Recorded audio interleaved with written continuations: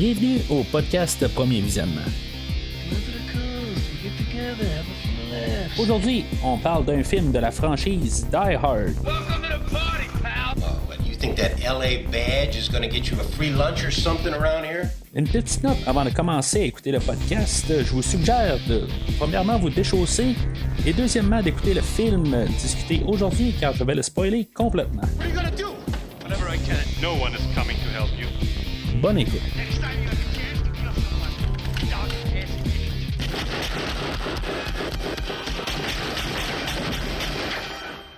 Thanks for the advice. Bienvenue à Los Angeles dans la tour de Nakatomi.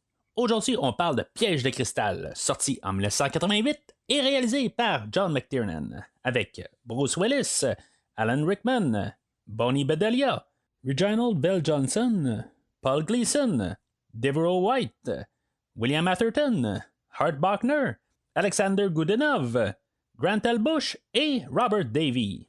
Je suis Mathieu et bien sûr pour le podcast d'aujourd'hui, pour mieux l'apprécier, il faut enlever vos chaussures. Alors, bienvenue au podcast.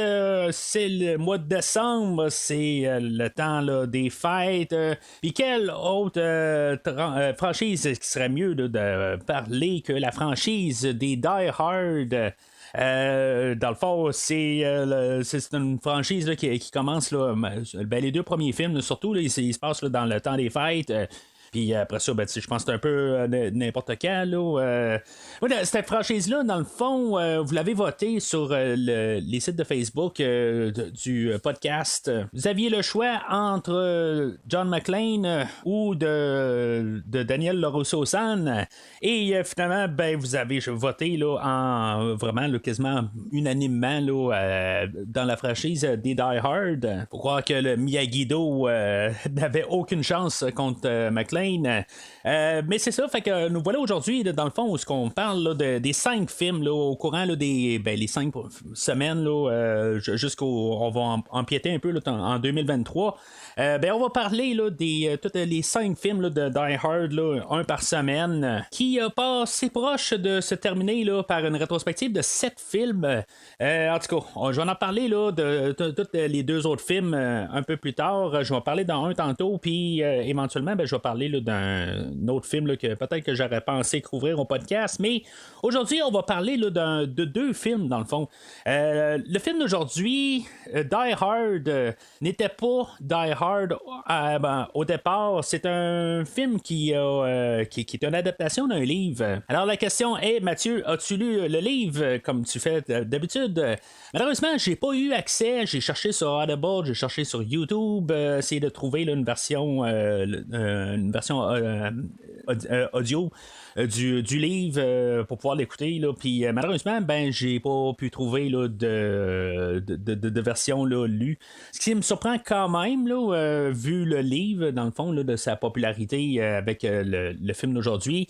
Le livre s'appelle Nothing Lasts Forever. En français, Piège de cristal. Fait que si vous vous demandez pourquoi que le film a vraiment aucun rapport avec Die Hard en français, l'adaptation du livre, c'est ça dans le fond. Il s'appelle Piège de cristal. Et ça, c'est tiré là, dans le fond de l'imagination de M. Roderick Thorpe, que lui a écrit ce livre-là, mais qui est une suite à un autre livre. Dans le fond, le livre original où il y avait son protagoniste principal, Joe Leland, qui est un autre livre qui s'appelle The Detective, qui a été adapté au cinéma avec Frank Sinatra dans les années 60, en 1968. Mais ce film-là, par contre, je l'ai écouté et je vais en parler tantôt. Avant de continuer à parler du film, dans le fond, je vais vous rediriger au site internet du podcast premiervisionnement.com. Vous allez avoir des liens pour voir toutes les rétrospectives qui ont été faites au courant là, des 4 années là, du podcast. Que ce soit la franchise là, des Conan, que ce soit la franchise des Vendredi 13, que ce soit la franchise des Rambo. On a reparlé un petit peu tantôt des temps qu'on est dedans. On est dans le temps là, que Rambo faisait fureur. On avait là, tous les gros bras là, dans ce temps-là. Fait que, tu sais, dans le fond, c'est tout un peu ça, là, dans le fond, qui qu'on est dedans là, en 1988. Mais dans le fond, vous pouvez trouver là, sur le site internet du podcast toutes ces rétrospectives-là, là, ainsi que les Rocky et les Terminator et les 2 Top Gun. Et aussi, le podcast est disponible sur les réseaux sociaux Facebook et Twitter. Donc, dans le fond, en embarquant là, sur le Facebook du podcast, dans le fond, il y a 2 pages. Il y a la page principale puis il y a le groupe de discussion. Dans le fond, je vous invite à embarquer là, dans le groupe de discussion. Fait que, des fois, je publie là, des sondages puis qui amènent avec la rétrospective là, qui est couverte aujourd'hui. Dans le fond, là, ça a été voté par vous, dans le fond, là, de quelle franchise là, qu'on allait couvrir dans le temps des fêtes. Donc, vous pouvez suivre premier visionnement sur les réseaux sociaux. Fait que je vais continuer ce que je disais un petit peu avant. Dans le fond, on a le film de 1968 avec Frank Sinatra. Frank Sinatra était lié par contrat là, de continuer son personnage, dans le fond, là, de Joe Leland pour faire la suite. Dans le fond, l'auteur, M. Thorpe, il a écrit la suite de son livre. Ça a été comme son succès. Dans le fond, ça a été son 2e livre puis, de détective. Et c'est ça, finalement, il a fait un succès. Et à peu près une dizaine d'années plus tard, il a écrit la suite de ce livre-là. Ayant vu le livre de Towering Inferno, qui est que l'action se passe là, dans une tour, alors ça l'a inspiré à faire, dans le fond, là, son 2e livre, là, Nothing Lasts Forever, qui ne s'appelle pas Die Hard, vous remarquez. Puis finalement, c'est ça, on se ramasse quand même en 1968 jusqu'à 1988. On s'entend qu'on a 20 ans là-dedans. Mettons, on l'a filmé en 87, mais il y a quand même 20 ans de plus là, à M. Sinatra, que dans le fond, il a refusé là, totalement là, de reprendre son rôle. En regardant le synopsis des 2 livres, dans le fond, le livre original là, de Détective suivait quand même assez bien le synopsis du livre. Et Nothing Lasts Forever est quand même un peu pas mal pareil comme le film d'aujourd'hui. En tout cas, on va en parler un peu tantôt là, de qu'est-ce que je vois comme différence, que je lis un peu partout sur Internet. Il y a des gens qui disent que c'est bien différent, mais quand je regarde le synopsis, c'est pas mal la même affaire. Fait que, tu sais, je pense que c'est pas mal l'idée principale est bien prise du livre, là, mais tu sais, avec certains ajustements. Alors, Sinatra, lui, dans le fond, voulant pas reprendre son rôle, on a repris, on a recasté, dans le fond. On est arrivé avec Bruce Willis, mais c'est pas le premier choix qu'on a fait. Bruce Willis avait joué dans un film seulement, puis dans le fond, il était reconnu pour une émission de télé, Moonlighting ou Clair de Lune en français. Honnêtement, je connais absolument rien de cette série-là. Il y a des séries que je connais quand même un peu. Parce que je veux dire, j'écoutais la télé en français et en anglais à la maison, puis il y a des séries des fois que je connais, puis que juste comme au moins d'avoir vu un épisode ou à quelque part, mais ça me dit absolument rien. Mais c'est ça, il avait fait un film aussi avec Kim Basinger là, l'année précédente, qui est le film Blind Date. En tout cas, je pense toujours avoir vu, là, mais en tout cas, je suis pas trop sûr de ça. Mais c'est ça, fait, tout ça pour dire que dans le fond, c'était comme le premier gros rôle à Bruce Willis. Puis que dans le fond, le rôle avait été proposé à Arnold Schwarzenegger, que le réalisateur avait travaillé avec le film avant Predator. Ça va être offert à Rambo. Je pense qu'on fait un peu des clins d'œil justement à Arnold et à Sylvester Stallone, puis le personnage de Rambo là, dans le film, un peu pour ça, un peu avec ces idées-là. Mais comme j'ai dit un peu plus tôt, on est dans un air là, de gros bras, puis on avait les suites, là, on allait avoir Rambo 3 la même année qui est sorti. C'est l'année là, du film que j'ai parlé là, il n'y a pas longtemps, là, le film de Bloodsport avec Jean-Claude Van Damme. C'est l'année où dans le fond, Arnold Schwarzenegger n'a pas apparu dans le film aujourd'hui parce qu'il voulait aller filmer Jumeaux. Puis bien sûr, il allait sortir aussi le film Red Heat la même année. Tu sais, dans le fond, on avait L'Arme Fatale là, qui sortait l'année précédente. En 1987. Fait que, tu sais, on avait comme un peu beaucoup là, de policiers de la manière dure, un peu là, sans loi. Souvent au grand écran là, dans cette époque-là, tu sais, on avait le flic de Beverly Hills aussi, là, le 2e qui était sorti l'année précédente. Puis tant qu'elle est parti, on avait Cobra 2 ans avant là, avec Sylvester Stallone.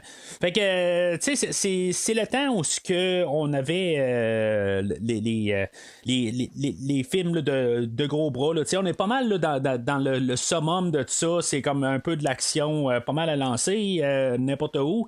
Puis là, ben, c'est ça, on va chercher comme un nouvel acteur, Bruce Willis, que lui, dans le fond, là, il est reconnu là, pour... une comédie romantique là, à la télé.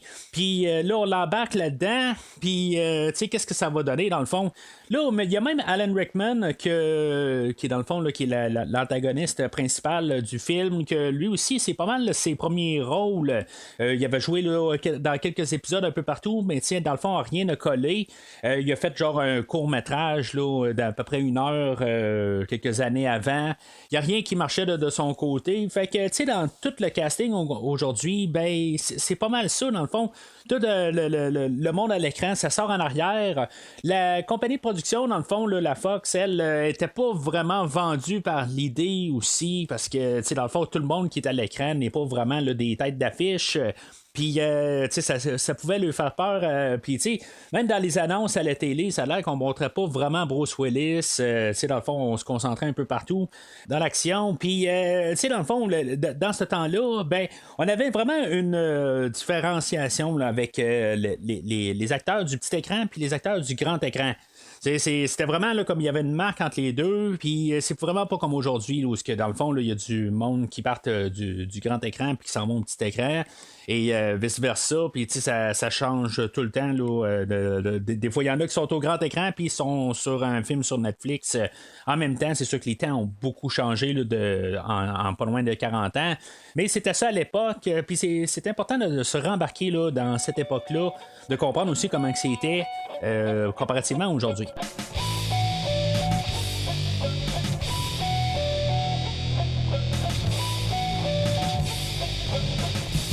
Alors, voici le synopsis vu par IMDb. John McClane, un policier de New York, tente de sauver sa femme, Holly Gennaro, et un groupe d'autres personnes prises en otage par le terroriste allemand Hans Gruber lors d'une fête de Noël au Nakatomi Plaza de Los Angeles. D'après ce que j'ai pu comprendre dans le livre, c'est pas mal la même chose. Comme j'ai dit tantôt, il y a plusieurs sources que je lisais un peu partout là, sur le web.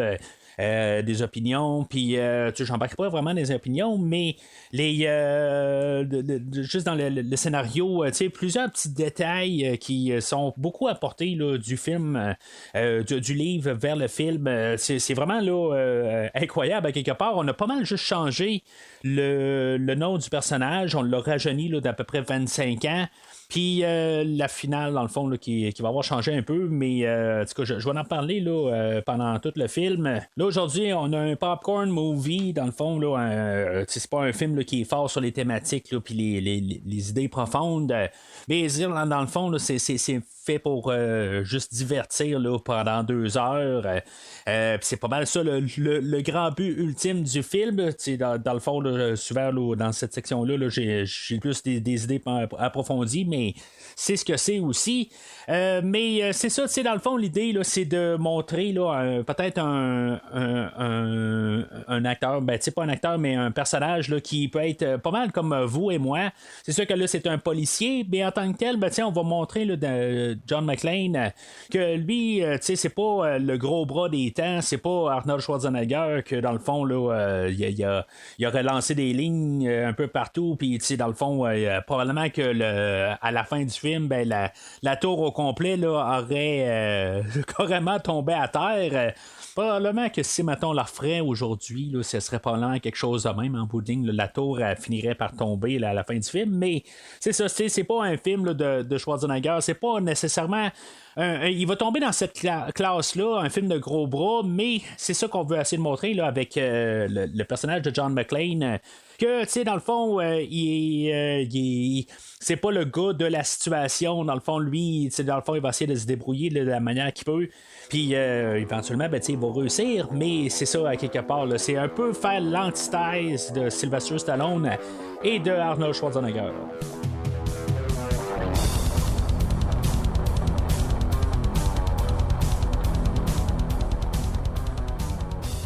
Alors, moi, mon point de vue avec le film d'aujourd'hui, tu sais, Lancez-moi des roches, mais je pense pas l'avoir vu au complet avant d'avoir vu la suite 2 ans plus tard. Le film, c'est ça, naturellement, ben, je ne l'ai pas vu au cinéma à sa sortie, en tout cas, à moins que je dormais là, au cinéma. Ça m'aurait surpris à cet âge-là, mais il y a des films là, que je me suis endormi au cinéma là, à l'époque, genre L'éveil avec Robert De Niro et Robin Williams là, 2 ans plus tard, mais en tout cas, ça se pourrait, là, mais en tout cas, moi je me rappelle pas d'avoir vu ce film-là au cinéma. Après, avant d'avoir vu là, le deuxième film là, qu'on va parler la semaine prochaine. Puis je vais même avouer que étant jeune, j'avais ma mère qui me disait genre d'écouter ce film-là, que ça allait être super bon en tant que tel. Puis je sais pas, tu sais, j'embarquais pas du tout dans ce film-là. Je suis pas mal sûr de jamais l'avoir vu d'un bout à l'autre avant d'avoir vu la suite.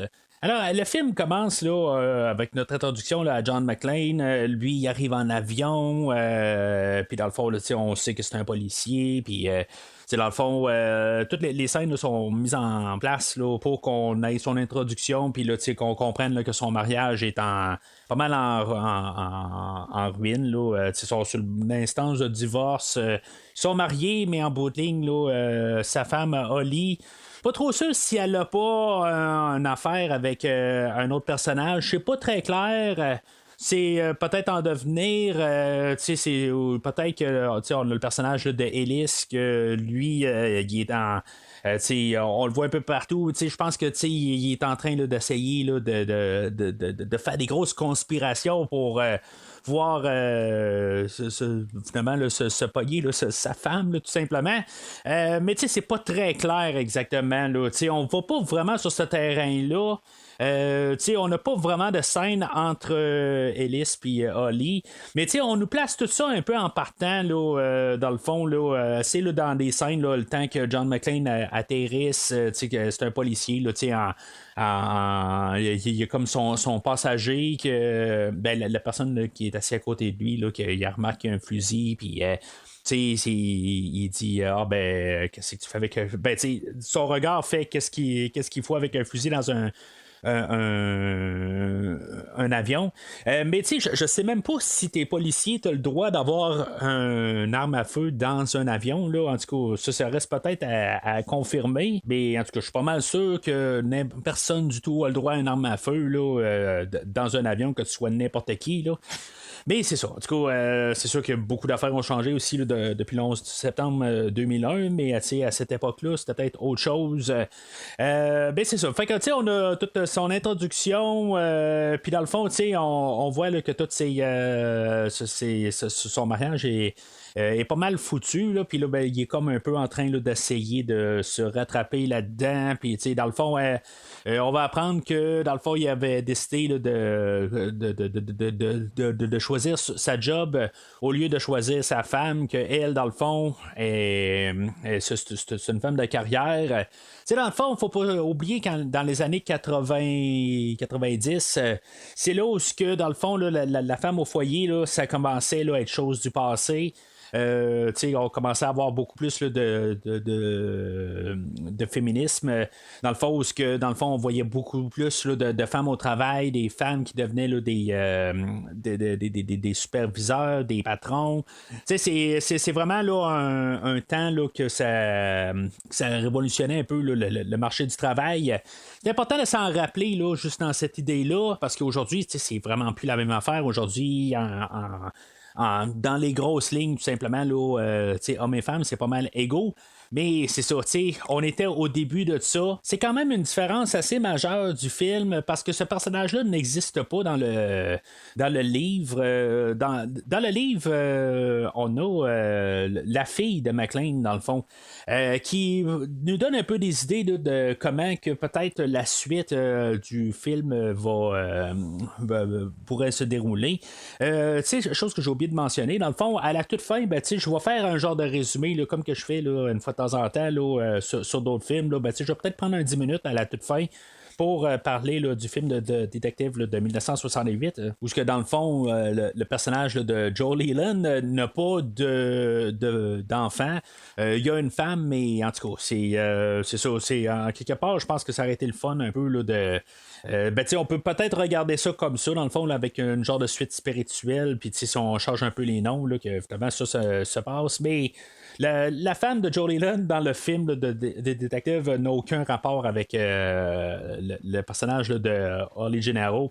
Faut remarquer quelque chose par contre, on va faire l'emphase où ce que John McClane va rentrer là, dans la bâtisse là, de Nakatomi, puis il va dans le fond il va chercher là, le nom là, de Holly McClane, puis dans le fond dans l'ordinateur pour trouver là, où ce que cette personne est, dans le fond ça va être marqué Gennaro qui est son nom de jeune fille, puis dans le fond il va être un petit peu fâché de ça, mais plus tard si on regarde très bien là, sur la porte du bureau à Holly, ça va être marqué Holly M. Gennaro. Fait que tu sais, elle garde peut-être un peu un McClane là-dedans, à moins que c'est Holly Martha Gennaro, ça se peut aussi, mais en tout cas, c'est une possibilité aussi que le M veut dire pour McClane. Là-dedans aussi, on a l'introduction du chauffeur de limousine qui est envoyé par monsieur Tagaki, que lui, on sait que c'est comme sa première journée, sa job,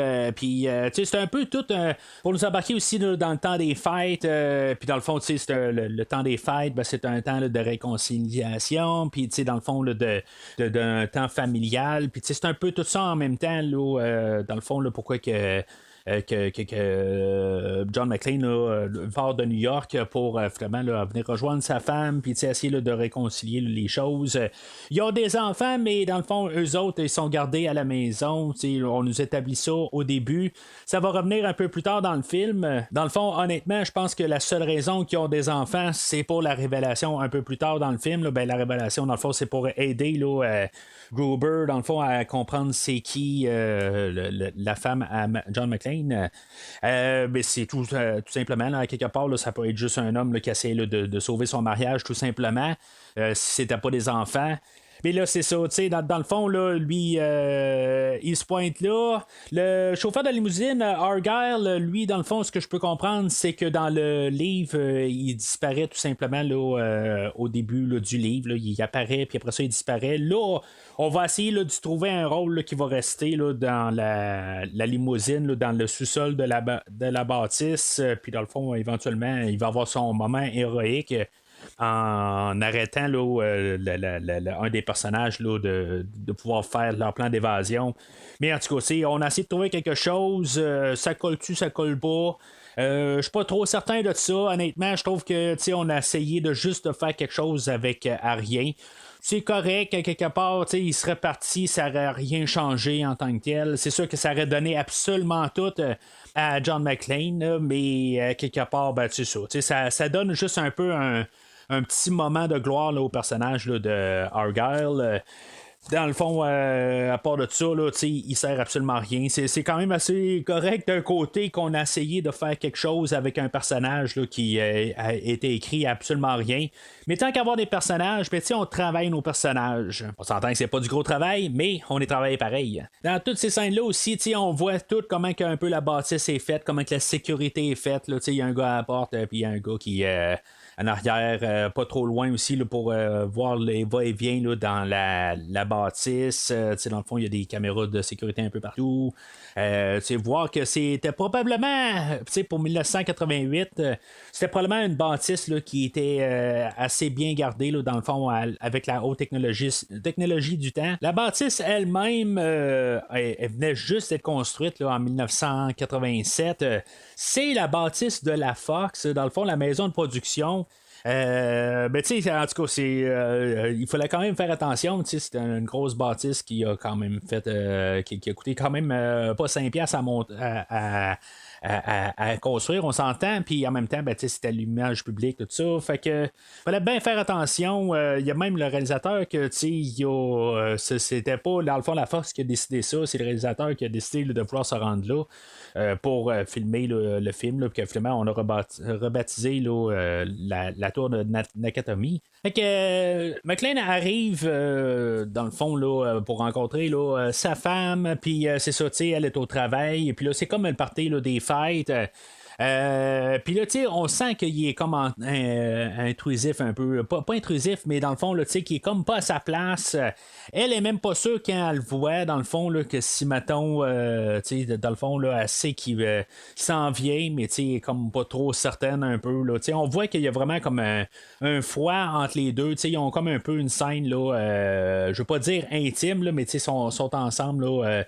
Dans les appartements là, de Holly un peu plus loin, puis dans le fond là, ils jasent, mais on voit là, que il y a une grosse friction là, en bout de ligne, puis que c'est vraiment sur le point là, de tout se céder là, dans le fond là, leur mariage ne tient plus à grand chose.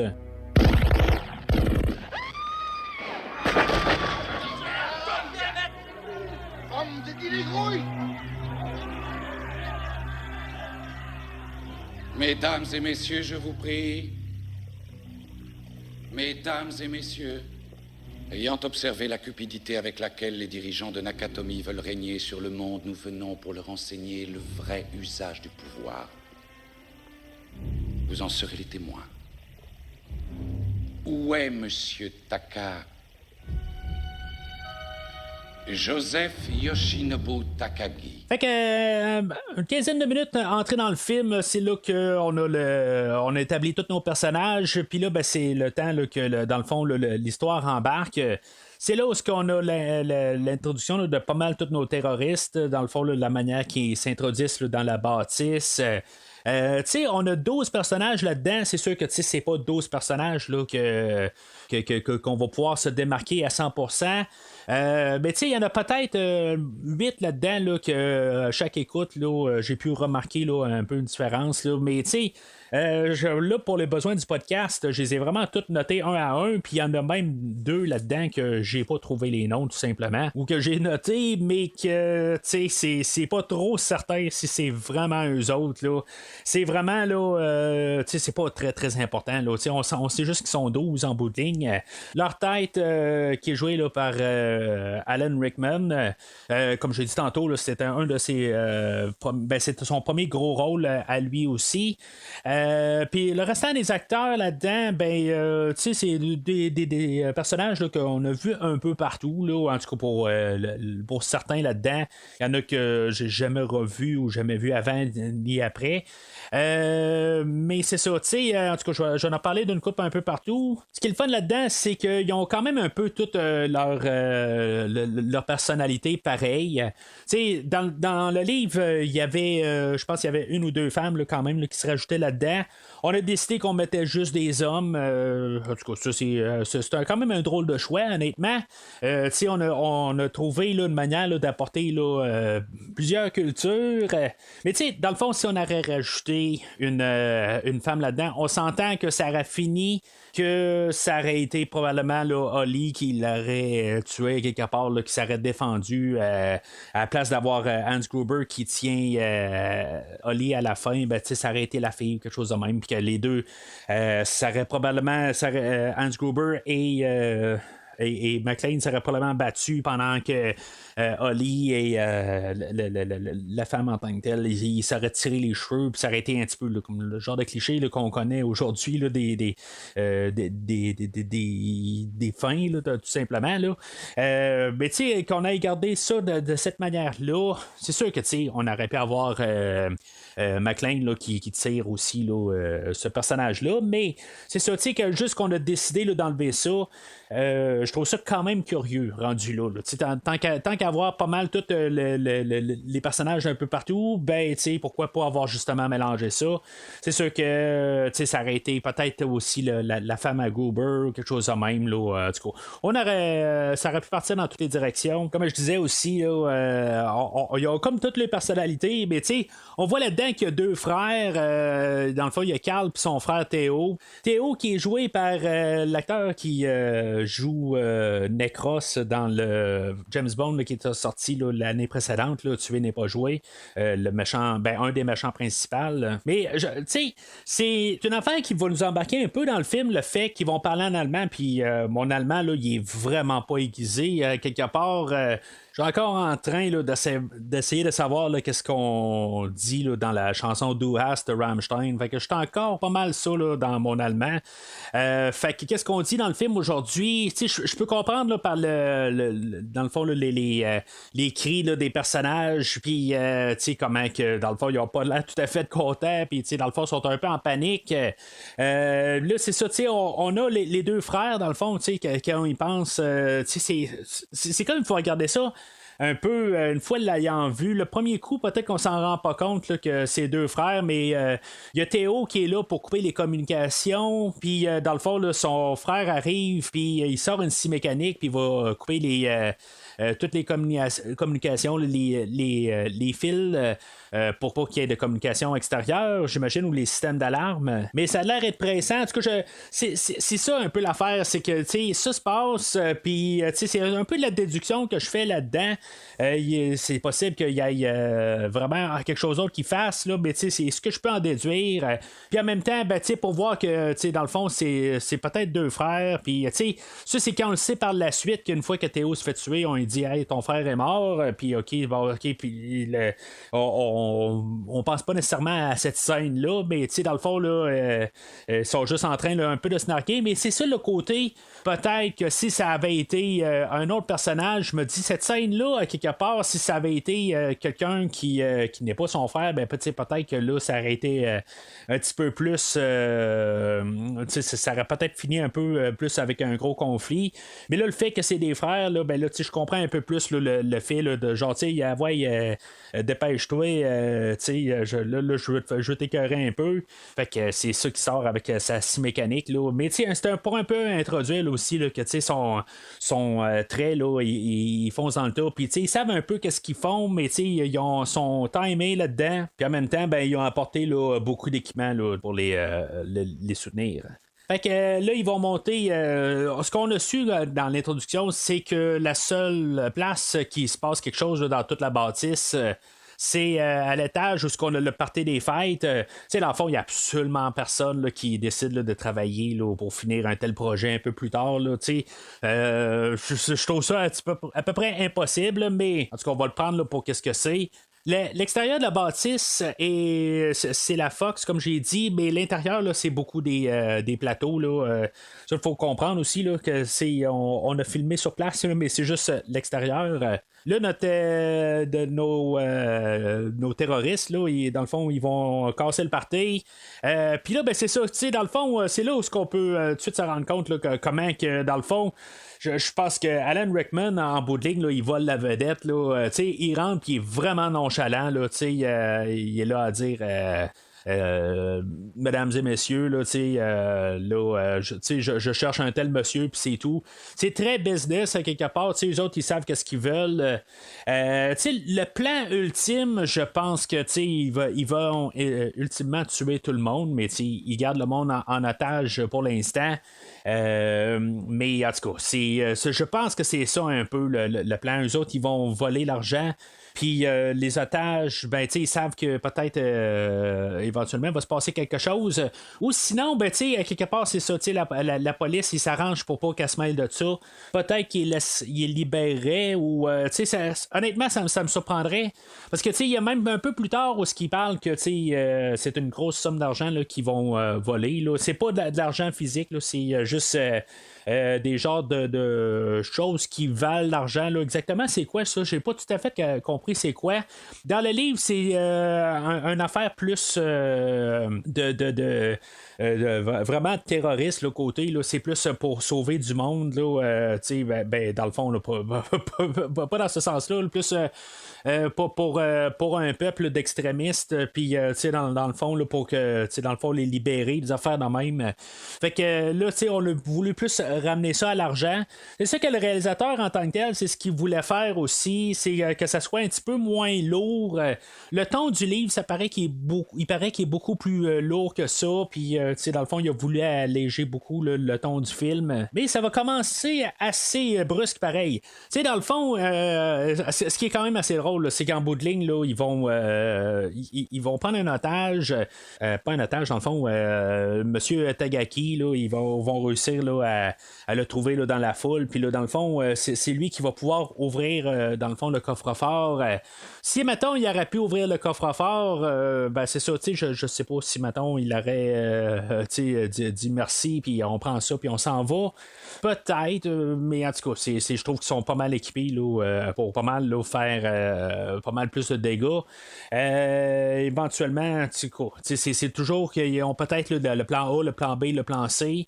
Si ça aurait été pas de problème, ben, est-ce que il serait juste sauvé de même?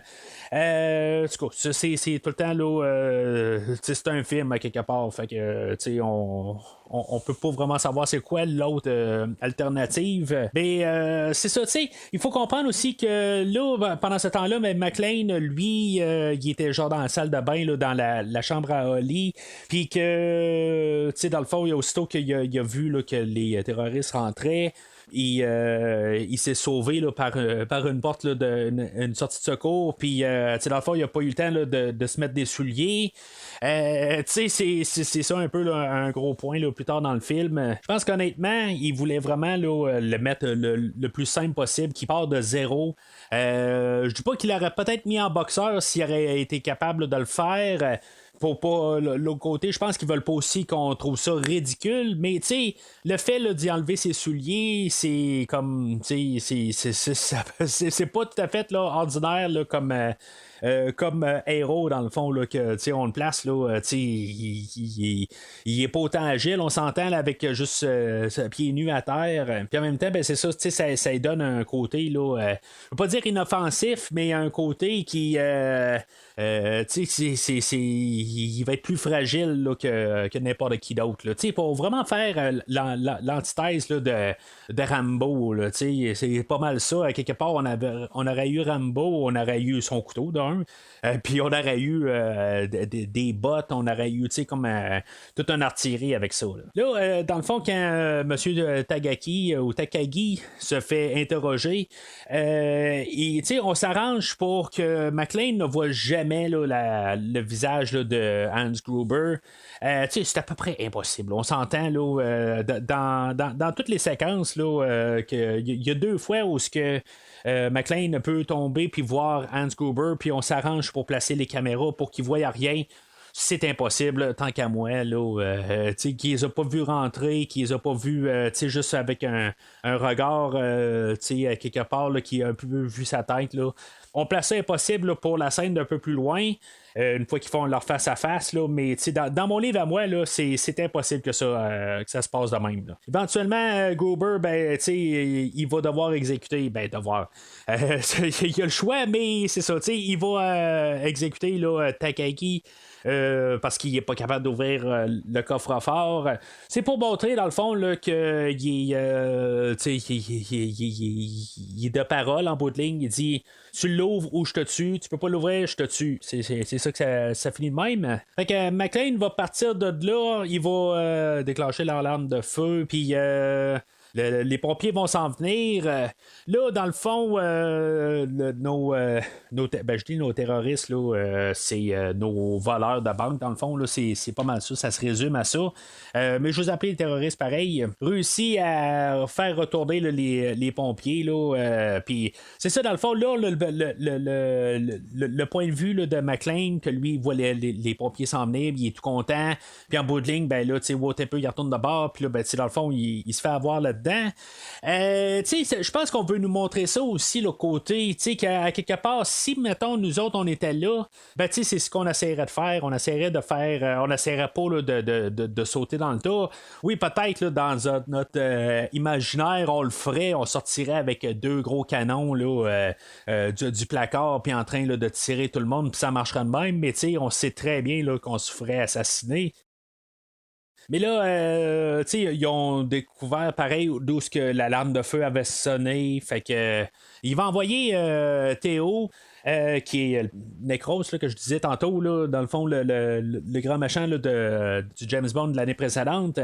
Puis là, ben, c'est ça. En bout de ligne, là, McClane va réussir à le tuer, qu'il va lui dire qu'il y a une pointure un peu trop petite là, pour les souliers, là, pour pouvoir se mettre ses souliers quand le gars il est clairement là, très grand. Là, mais en tout cas, ça, c'est un détail à part.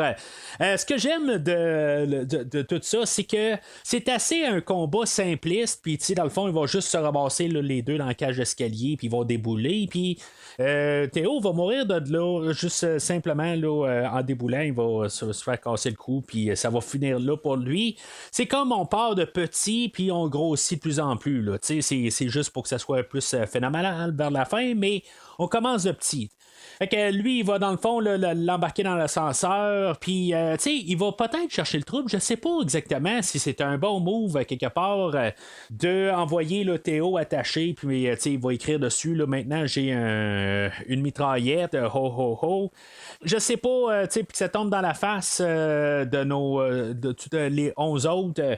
Je sais pas, c'est sûr que là, tout d'un coup, là, je me dis, bon, ok, il y en a un là-dedans, là, excusez, je dis Théo, c'est Tony qui est Necros, puis il y a Théo, que lui, c'est l'informaticien, que lui, il est en train là, d'essayer là, de déchiffrer là, comment de faire ouvrir le coffre-fort, tout ça. Je comprends que lui, il va rester, puis il va essayer là, d'ouvrir le coffre-fort. Mais tu sais, il y en a pas mal d'autres là-dedans que, tu sais, dans le fond, c'est juste des genres de mercenaires ou, tu sais, que dans le fond, sont là pour justement régler là, les problèmes s'il y a du monde là, qui se promènent ou, tu sais, dans le fond, là, qui sont là pour être les gros bras. Fait que, tu sais, si, mettons, ils savent qu'il y a déjà quelqu'un d'autre, ben, tu sais, au lieu là, de s'asseoir puis pas bouger, ou ce qui se ramasse souvent, ou ce que, tu sais, on voit souvent des discussions là, entre Carl puis Hans, tu sais, on s'entend que dans la vraie vie, ben, toutes les 10 autres qui sont pas Hans, que peut-être que lui va rester là, il va peut-être garder une personne ou deux pour garder les otages. Ben, toutes les 6 autres, là, mettons, pour faire un chiffron, ils vont se promener, ils vont faire les étages un à un, jusqu'à temps qu'ils trouvent. Je comprends qu'il peut y avoir beaucoup d'étages, et 40 étages, ça peut être long, mais ils vont y arriver, là, ils vont en arriver à bout, là. Puis, c'est pas une bonne idée si t'es tout seul de t'arranger là, pour savoir là, que t'es dans la bâtisse. T'es peut-être mieux d'arriver puis juste essayer là, de le faire secrètement. C'est sûr qu'éventuellement il va arriver puis que Tony il manque à l'appel. Là il va se poser des questions, mais ils sont aussi bien, je pense, de le garder, de s'arranger là, pour le foot là, dans un placard ou de le cacher puis que qu'il soit pas capable de le trouver au lieu là, de juste l'envoyer là, carrément là, au visage des autres. Mais c'est un film d'action, c'est un film popcorn, puis dans le fond, là, il faut montrer là, que ça va brasser. Puis en même temps, ben, si on veut montrer pareil, puis quand on écoute les commentaires, là, elles sont là à dire, ben là, on voulait faire un personnage là, qui avait de l'air être plus comme tout le monde, puis que dans le fond, qu'on pouvait peut-être un peu s'identifier avec. À partir de là, je pense que c'est une illusion en quelque part. On va s'identifier dans notre tête à quelque part le Schwarzenegger qu'on veut être, je pense. C'est plus ça. Il manquait un peu la parenthèse là, dans les commentaires audio, je pense. Okay, là, McClane va réussir à appeler le 911, puis le 911 va comme un peu le prendre là, pour juste un écervelé. C'est quand même... bon, je connais pas comment que le 911 au Québec fonctionne. Je connais encore moins comment que le 911 à Los Angeles fonctionne. Tu sais, quand t'appelles puis tu dis la bâtisse a été... il y a des terroristes dans la bâtisse, puis qu'on te dit, ben... pour les urgences, appeler un autre un autre ligne. C'est comme à quelque part, il appelle pourquoi. Là. C'est sûr que probablement que le 911 a des appels à la bombe tout le temps, tout ça. Mais quelque part, il faut qu'ils les prennent au sérieux. C'est comme ça sert à quoi. Là, c'est à se demander, là, on va voir l'introduction là, du sergent Powell, joué par Donald Van Johnson, que dans le fond, cet acteur-là, c'était le principal là, dans une émission de télé que j'ai écouté beaucoup là, dans mon adolescence. C'était une émission en anglais là, qui s'appelait Family Matters, que j'ai quand même écouté beaucoup là, dans mon jeune temps. Là, honnêtement, il y a des affaires qui marchent pas avec ce personnage-là que je comprends pas tout à fait. Parce que là, tu sais, plus tard, on va nous dire que il est pas un officier sur la route quand il est clairement sur la route, là. Puis que, tu sais, il a jamais sorti son arme depuis plusieurs années, puis parce qu'il a accidentellement tué un adolescent. Puis, tu sais, ça, je sais pas cette partie-là. J'ai essayé de m'informer, voir si ça venait du livre. Ça vient pas du. Ben, tu sais, je sais pas, dans le fond, si ça vient du livre ou pas, là, tu sais, j'ai essayé là, de fouiller un peu partout. Mais, tu sais, il y a des endroits que j'ai lus, qu'on nous dit qu'on a rajouté là, un peu là, d'histoire de background pour le sergent Powell. Fait que, tu sais, je me dis, bon, ben, ça, d'après moi, ça a été rajouté pour le film, mais, tu sais, si vous avez lu le livre, j'ai aucune idée, là, dans le fond, vous le savez peut-être plus que moi. Puis, ce qui est drôle, c'est que quand il va être contacté là, pour aller vérifier là, à la tour d'Académie si maintenant il y a vraiment un problème. Il va sortir là, dans le fond du dépanneur qui est dedans, puis dans le fond, c'est un petit moment là, de humoristique là, où dans le fond il est en train là, d'acheter là, genre des beignes, puis il va dire ben c'est pour ma femme là, qui est enceinte, puis dans le fond c'est pas pour lui là. Puis c'est ça, il va rentrer là, dans sa voiture, puis là en prenant l'appel, il va regarder la tour, puis il va voir qu'il y a des coups de feu qui se tirent en haut de la bâtisse. Pourtant, quand il va arriver à la bâtisse, ben, tu sais, il n'y a pas de problème. Il va pas se lancer, voir si maintenant il y a vraiment s'il y a vraiment des terroristes. Il va rester pas mal dans le hall d'entrée. Il va dire que ça vaut pas la peine, tout simplement. Là, il est en train de perdre son temps. Tu sais, ça marche pas tout à fait. Là. À quelque part, on pourrait se dire que si au moins on aurait pu se dire ça, qu'il est rentré, puis il a senti qu'il y a quelque chose qui marchait pas, puis il a sorti par la porte, là, comme en faisant croire qu'il abandonnait tout court, mais quelque part qu'il a ressenti ça. Ben là, tu sais, j'aurais plus embarqué. Là, le fait qu'il arrive, puis là, tu sais, dans le fond, il arrive sur place, il a vu les coups de feu, il s'est pas cassé la tête, il rentre, puis tu sais, tout va bien, puis tu sais, il décide, bon, ben là, tu sais, je suis en train de perdre mon temps, là, puis je m'en rends compte. Fait que, tu sais, il rembarque dans sa voiture. Pendant ce temps-là, McClane, lui, il est là, il est en train de se dire, là, voyons, tu sais, comment ça, tu rembarques dans ta voiture? C'est sûr que quelque part, ils sont 11 gars, puis tu sais, quelque part, il aurait pu descendre sur place. Là, c'est sûr, parce que c'est notre héros que tout va bien. Mais là, tu sais, McClane, j'aime bien qu'est-ce qu'il fait pareil. Il va tirer là. Un des terroristes par la fenêtre. Là. Il y en a deux autres là, qui l'ont trouvé. Là, Enright et Marco. Pas trop sûr de c'est quel et quel, là, mais en tout cas, il y en a un qui va le lancer là, par la fenêtre, puis qui va tomber sur la voiture à Powell, puis McClane va commencer à tirer sur l'auto de police. Tu sais, il va tirer sur l'auto de police, il va tirer, ça va faire sauter les lumières, puis tout ça.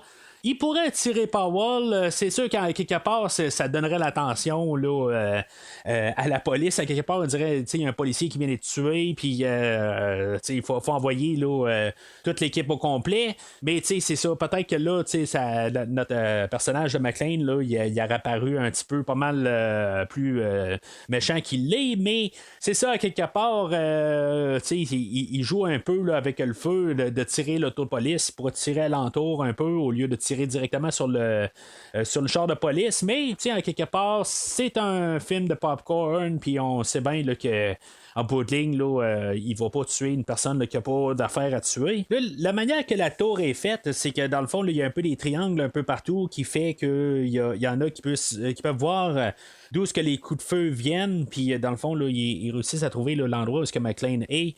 Puis là, finalement, McClane doit se sauver de là. Puis finalement, il va se ramasser là, dans comme une tour intérieure, là, une tour d'aération. pour pouvoir se sauver de là. Tu sais, dans le fond, il y a plusieurs endroits là, où ce que McClane va devoir faire là, pour pouvoir se sauver un peu partout, puis montrer un peu là, tous les obstacles là, qu'il y a à faire là, pour pouvoir échapper là, à toute la gang au complet. Tu sais, dans le fond, là, il peut se sauver d'une personne, mais si mettons son 4 à tirer, là, c'est sûr qu'il n'y a pas le choix de se sauver. Là, il y a une affaire que j'ai remarqué, par contre, là, il va sauter dans une bouche d'aération, puis là, c'est là où il va ressortir que, tu sais, dans le fond, il est tout propre au début, puis là, il y a un peu de sang sur sa camisole, puis finalement, ben, tu sais, éventuellement, je me rends compte, là, vers la fin du film, je me dis, tu sais, sa camisole n'était pas blanche au début du film. Je comprends qu'elle se fait salir, mais dans le fond, c'est pas mal la tour d'aération, là, ou les tunnels d'aération là, de la bâtisse qui vont tout le salir. C'est pour ça, en bout de ligne, là, qu'il va devenir tout foncé. Là, ça doit pas être très propre là, dans les conduits d'aération, on s'entend, là, dans toute cette bâtisse-là. Mais c'est ça qui va faire que c'est toute la saleté de cet endroit-là là, qui va faire que ça va passer pas mal là, de blanc ou sang sur blanc à plutôt carrément noir. En même temps, c'était peut-être une manière là, pour le réalisateur puis toute l'équipe d'arrêter là, de savoir est-ce qu'il y a trop de sang, pas assez de sang pour telle scène, si maintenant ils ne filment pas tout à fait en ordre. Ils se sont dit, bon ben on va tout mettre ça comme sale, puis on n'aura plus besoin de vraiment commencer à regarder si les taches de sang suivent ou pas là, selon la camisole puis selon la scène. Là. J'espère que je ne dérange pas. Qu'est-ce qu'il veut? Il ne s'agit pas de ce que je veux, mais de ce que je vous offre. Il est évident que vous n'êtes pas une bande de petits cambrioleurs à la recherche de quelques dollars. Vous êtes très perspicace. Je regarde tous les polars à la télé. Alors je me suis dit, ces gars-là, c'est des professionnels. Ils ont une motivation et ils reculent devant rien, ce qui veut dire qu'ils viennent chercher quelque chose. En ce qui me concerne, je me fous pas mal de la politique. Ce qui compte, c'est que vous voulez négocier. C'est pas vrai? C'est fantastique. Vous avez compris ça au premier coup d'œil. Eh oui. Mais on fait des affaires, tous les deux. Vous avec un flingue et moi avec un stylo. Mais où est la différence? Employez mon langage à moi. Vous êtes des concurrents, vous avez voulu faire baisser nos actions pour les racheter à bas prix. Mais vous aviez pas prévu qu'un intrus ferait foirer la transaction, c'est pas vrai? Hans, allons. Pas de panique. Je viens sauver la situation. J'ai manqué un épisode de cet intéressant feuilleton. Qu'est-ce que vous avez dit? Le type là-haut vous met des bâtons dans les roues, hein? Moi, je vous en fais cadeau. Fait que là, on est déjà rendu genre à 53 minutes dans le film. Tu sais, dans le fond, ça avance quand même assez vite. Là. Tu sais, dans le fond, là, on a comme le gros tournant là, du film. On a comme les médias qui vont l'embarquer là-dedans. Tu sais, dans le fond, c'est là qu'on a l'introduction là, du personnage là, de Thornton, que lui, dans le fond, là, c'est un journaliste. On voit que c'est un peu un enfoiré, là, éventuellement. Puis, tu sais, moi, ce personnage-là, ou cet acteur-là, fait toujours un personnage là, d'enfoiré, là, tant qu'à moi. Là. On l'a vu là, dans SOS Fantôme, là, où dans le fond, là, ils voulaient mettre là, des bâtons dans les roues là, de nos chasseurs de fantômes. Lui, éventuellement, il va se ramasser chez les McClane. Puis, tu sais, dans le fond, il va comme menacer là, la dame là, qui garde les enfants, que dans le fond, là, il va la faire exporter là, du pays si maintenant il la laisse pas rentrer là, pour faire son reportage. Puis, éventuellement, ben, c'est à cause de ça que il va, comme ce reportage-là va passer à la télé. Puis, ils vont déduire que la mère et le père de ces enfants-là sont dans la tour. Et que le père, c'est John McClane, puis que dans le fond, sa mère est dans la bâtisse aussi. Fait que, tout ça, dans Fil et d'aiguille, ben, il va avoir découvert là, que c'est Holly, là, c'est la femme à John McClane. Mais, on va retourner un peu en arrière, là. C'est pas mal là où on va le voir, puis que, il va voir se ramasser sur place, tout ça. On nous place un peu, là, qu'est-ce qui se passe, là, en dehors de la tour.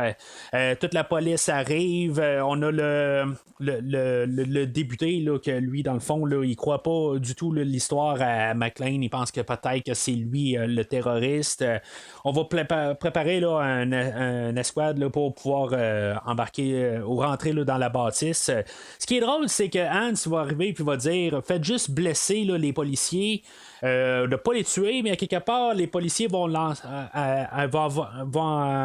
lancer là, il va y avoir un genre de tank avec eux autres, puis ils vont détruire le tank, fait que c'est sûr qu'ils tuent quelqu'un là-dedans, à coup de missile ou en lance-roquette, là, c'est pas mal certain là, qu'il y a personne là, qui a survécu à ça. Puis en même temps, ben, c'est pas parce qu'ils veulent pas tuer du monde, ben, parce que ils ont tué monsieur là, Takagi juste avant.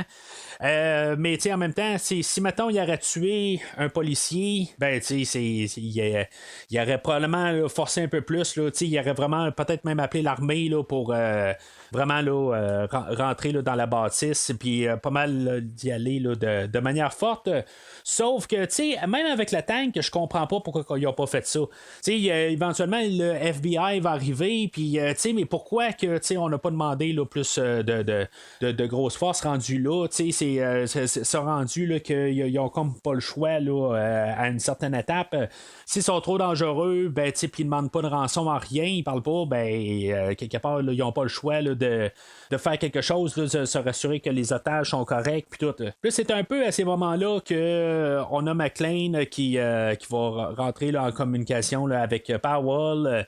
Il y a pas mal leur amitié va se construire là. Dans le fond, c'est pour qu'on ait un peu McClane là, qui peut parler, là, qu'on découvre un peu sur lui aussi. Là, dans le fond, que c'est pas juste en train de sauver là, dans des conduits d'aération, puis de tuer là, un des terroristes un par un.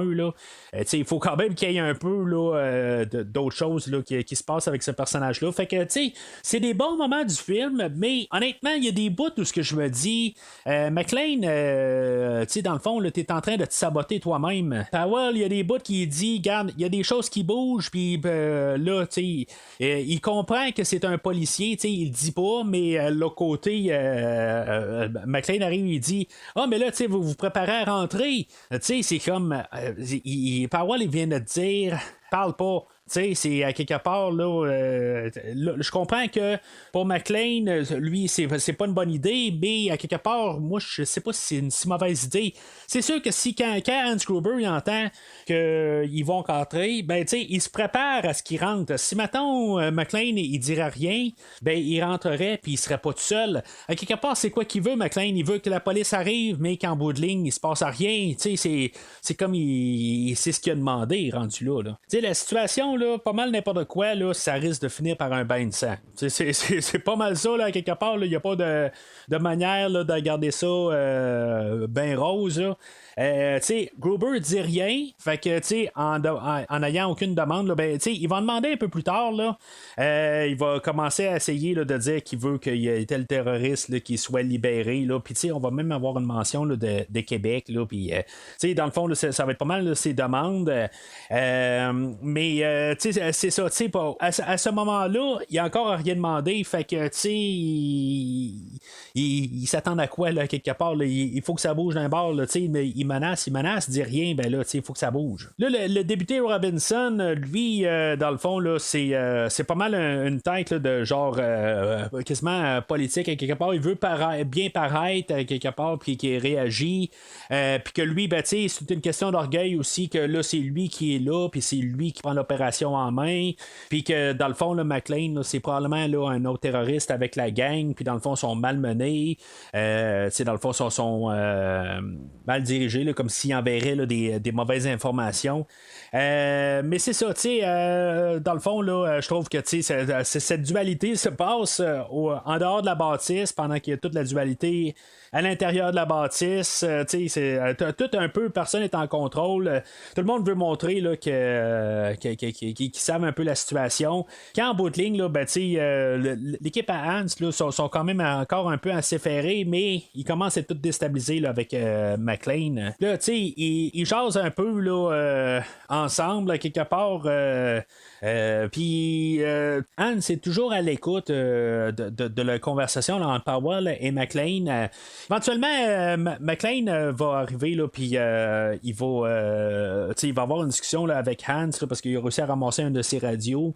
Puis là, il va se faire appeler, là, il va lancer là, une idée là, où ce que Hans va lui dire, là, tu veux faire les gros bras, là, tu prends pour Rambo, puis des affaires de même, là, puis c'est là que je te parlais tantôt, là, il y a un peu des clins d'œil là, au film de gros bras là, du temps, puis là, McClane va arriver puis va dire, je préfère plus Roy Rogers. C'est plus là aussi que Roy Rogers, puis plus tard, là, Powell va arriver, il va dire, comment que je peux t'appeler? Il va dire, appelle-moi Roy. Puis la fameuse ligne là, de Yippee-ki-yay ou Yippee-ki-yay motherfucker, ça vient là, pas mal là, le personnage là, de Roy Rogers, là, il y avait un genre d'émission pour enfants, puis il disait ça là, dans un épisode ou des épisodes, là, c'était peut-être là, son dicton. Là. C'est genre une émission là, des années 40. Là, ça, c'est une émission western, là, en tout cas. Fait que, honnêtement, là, ça me dit absolument rien. Je n'étais pas né à l'époque, puis dans le fond, je n'ai pas vraiment vu autre chose là, que qu'est-ce que j'entends dans le film aujourd'hui. Fait que c'est ça, tu sais, dans le fond, là, pendant ce temps-là, on a Holly, qu'elle devient la porte-parole là, des otages, là, parce que là, c'est comme la seconde là, de M. Takagi, puis tu sais, en bout de ligne, là, elle va s'occuper du monde un peu. C'est un peu pour lui donner quelque chose à faire. Tu sais, un peu dans le même principe là, que Argyle, lui, dans le fond, il y a le chauffeur de Libo, il n'y avait rien à faire. Fait que on le voit un peu une fois de temps en temps, là, il est comme au téléphone avec plusieurs personnes, puis tu sais, dans le fond, il est en train de faire le gros party.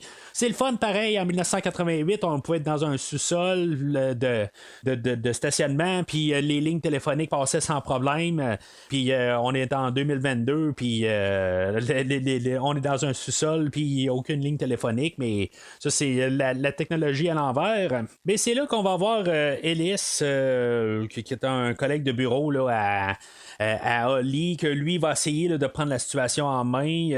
Dans le fond, il se prend pour un bon négociateur. On l'a vu se remplir le nez de cocaïne un peu plus tôt. Là. Il était dans le bureau à Holly.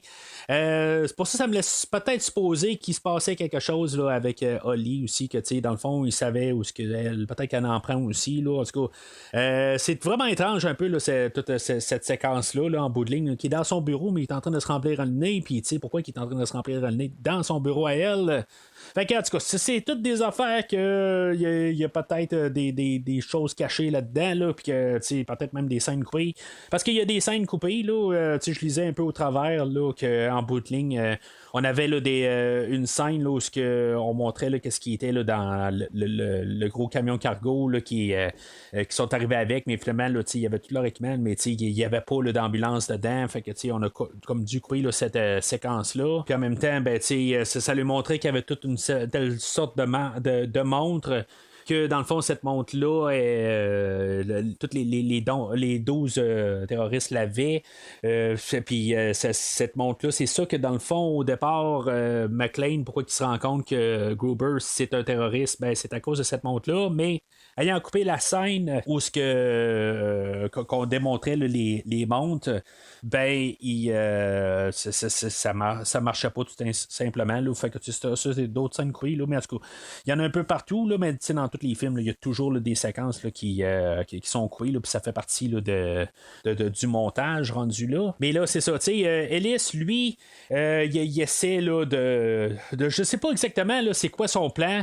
Il arrive, puis il commence à essayer là, de négocier là, avec Gruber. Là, dans le fond, il dit tu demandes à rien, tout ça, moi je suis là pour essayer là, de te montrer, là, de t'aider à t'en sortir, tout ça. Puis là, on va essayer là, de faire descendre là, McClane, il n'y a pas de problème. Puis il essaie d'embarquer dans le jeu. C'est vraiment un con rendu là, en bout de ligne. Là, son boss, il s'est fait tuer de sang-froid, puis il sait. Puis là, il essaie de négocier encore plus. Comme si, mettons, là, Gruber, là, il était pas dangereux. Le gars, là, il est vraiment là, plein de lui-même. Là, quelque part, là, il pense qu'il y a le grand charisme de tout, puis qu'il y a quelque chose à apporter. Quelque part, si, mettons, là, McClane donne les détonateurs. Parce que là, c'est ça, tu sais, McClane, là, lui, il s'est ramassé les détonateurs. Qu'en bout de ligne, là, il a fait exploser. Puis c'est dans le fond, c'est ça qui avait arrêté un peu là, l'attaque là, des policiers. Puis, tu sais, qu'en bout de ligne, là, il y a comme. En faisant sauter là, tous les détonateurs, puis les bombes, ben là, ils pensaient que les policiers se disent, bon, attends un peu, là, il y a une grosse artillerie là-dedans, il faut faire attention. Mais en même temps, il veut avoir tous les détonateurs puis les bombes, mais l'autre côté, ben, ils en ont quand même assez pour faire sauter tout le haut de l'édifice. Fait que, tu sais, c'est un peu, on veut des affaires, mais en bout de ligne, on en a aussi assez, puis, tu sais, on trouve des excuses pour trouver, tu sais, dans le fond, pour avoir la séquence après, pour que Ellis vienne, puis qu'il y ait quelque chose là, que McClane a, mais qu'en bout de ligne, ils n'ont pas vraiment de besoin quand ils pensent bien, là. Fait que Ellis se fait descendre, tu sais, dans le fond, ça évite le conflit de quelque part où ce que Holly elle doit choisir entre Ellis et McClane à la fin. Là. On sait pas qu'elle va choisir McClane, là, mais c'est que genre que quelque part on doit avoir la scène obligatoire que Ellis essaie de se planter là, en face là, de Holly, puis elle doit le tasser, puis qu'en bout de ligne qu'elle choisisse McClane, là, ou que qu'elle choisisse entre Ellis au bureau, que lui il apporte quand même des choses ou quelque chose en même. Là, ça nous évite ça à quelque part là, où que McClane doit montrer qu'il est meilleur qu'Ellis à quelque part. Ça l'évite tout ça. En tout cas, le côté, on a Holly qui est juste en train de triper parce que là, McClane, là, il est en train là, de faire fâcher là, tous les terroristes, tout ça. Elle, de l'autre côté, là, c'est comme s'il est en train de retomber en amour avec lui à quelque part. Là. C'est autant cliché de l'autre bord, mais en tout cas, c'est ce qu'on a. On est en 1988 aussi. Il faut qu'il y ait quand même un peu là, du monde un peu là, sur le bord de McClane, à part Powell aussi, qu'il est de son bord, qui est en train là, d'essayer de se battre pour lui. C'est un peu la même affaire qui se passe aussi dans le fond avec le côté là, d'Holly. À quelque part, elle aussi, elle doit défendre un peu là, peut-être l'honneur ou le côté là, que McClane est en train de faire quelque chose là, de bien. Fait que Gruber, c'est ça, il va faire ses demandes, là, il va avoir lu un peu partout. Là. Dans le fond, il va inventer pas mal toutes sortes de bullshit là, pour donner quelque chose aux policiers là, à faire au lieu d'essayer là, de rentrer dans la bâtisse. Dans le fond, il fait ses demandes, puis ça l'occupe les policiers pendant ce temps-là. Puis après ça, ils disent qu'ils vont libérer les otages sur le toit, puis en tout cas, en bout de ligne, là, ça fait un peu mettre en place là, pas mal là, qu'est-ce qui va se passer là, dans le prochain 20 minutes. Mais là, il y a une affaire que je comprends pas. Quelque part, il y a Hans que lui, il va monter là, dans la bâtisse, il va se séparer de tous les autres pour aller vérifier les détonateurs. Je le comprends pas tout à fait. T'sais, ils ont réussi à installer des bombes, mais en quelque part, on voit que les fils sont coupés, puis que il manque quelque chose, puis il va tomber face à face avec McClane. Je comprends pas tout à fait. On dirait que cette scène-là, c'était comme obligatoire d'avoir un face-à-face.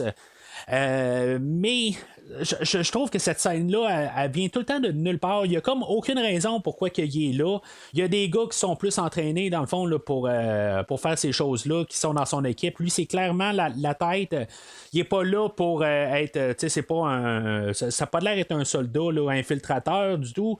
Ça n'a pas l'air d'être le gars qui fait vraiment des choses. Il envoie son équipe, il a engagé toute son équipe pour ça.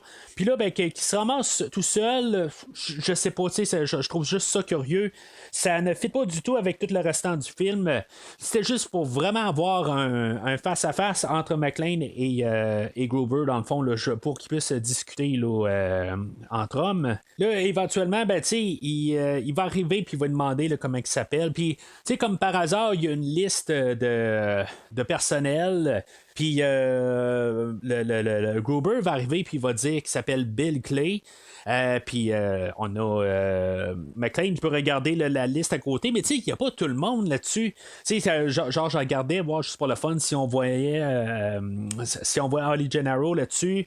Elle n'est pas là. Je n'étais pas capable de voir si on voyait Takagi, là, mais en tout cas, je regardais quand même pour voir s'il y avait pas mal tout le monde, mais évidemment, là, dans une grosse bâtisse de même, il ne peut pas avoir tout le monde. Puis comme par par hasard, ben, sur cette liste-là de quelque chose comme 30 personnes, ben, il y a un monsieur Clay. Vous allez arriver, puis vous l'avez peut-être remarqué, mais c'est marqué monsieur William Clay. Mais je vous signale juste que le diminutif de William, c'est Bill.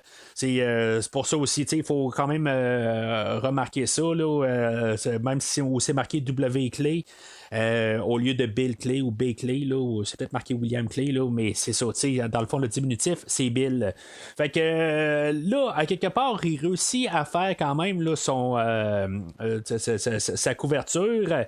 Mais tu sais, quand même, McClane est quand même plus futé que ça. À quelque part, il prépare un revolver qui est 100 balles en bout de ligne, puis que il fait juste comme démasquer là, Hans Gruber de même. Mais tu sais, je veux dire, avec l'accent puis la voix, là, Alan Rickman, là, il a quand même une voix là, qui a quand même assez spéciale à quelque part, là, une voix qu'on n'entend pas souvent. Là.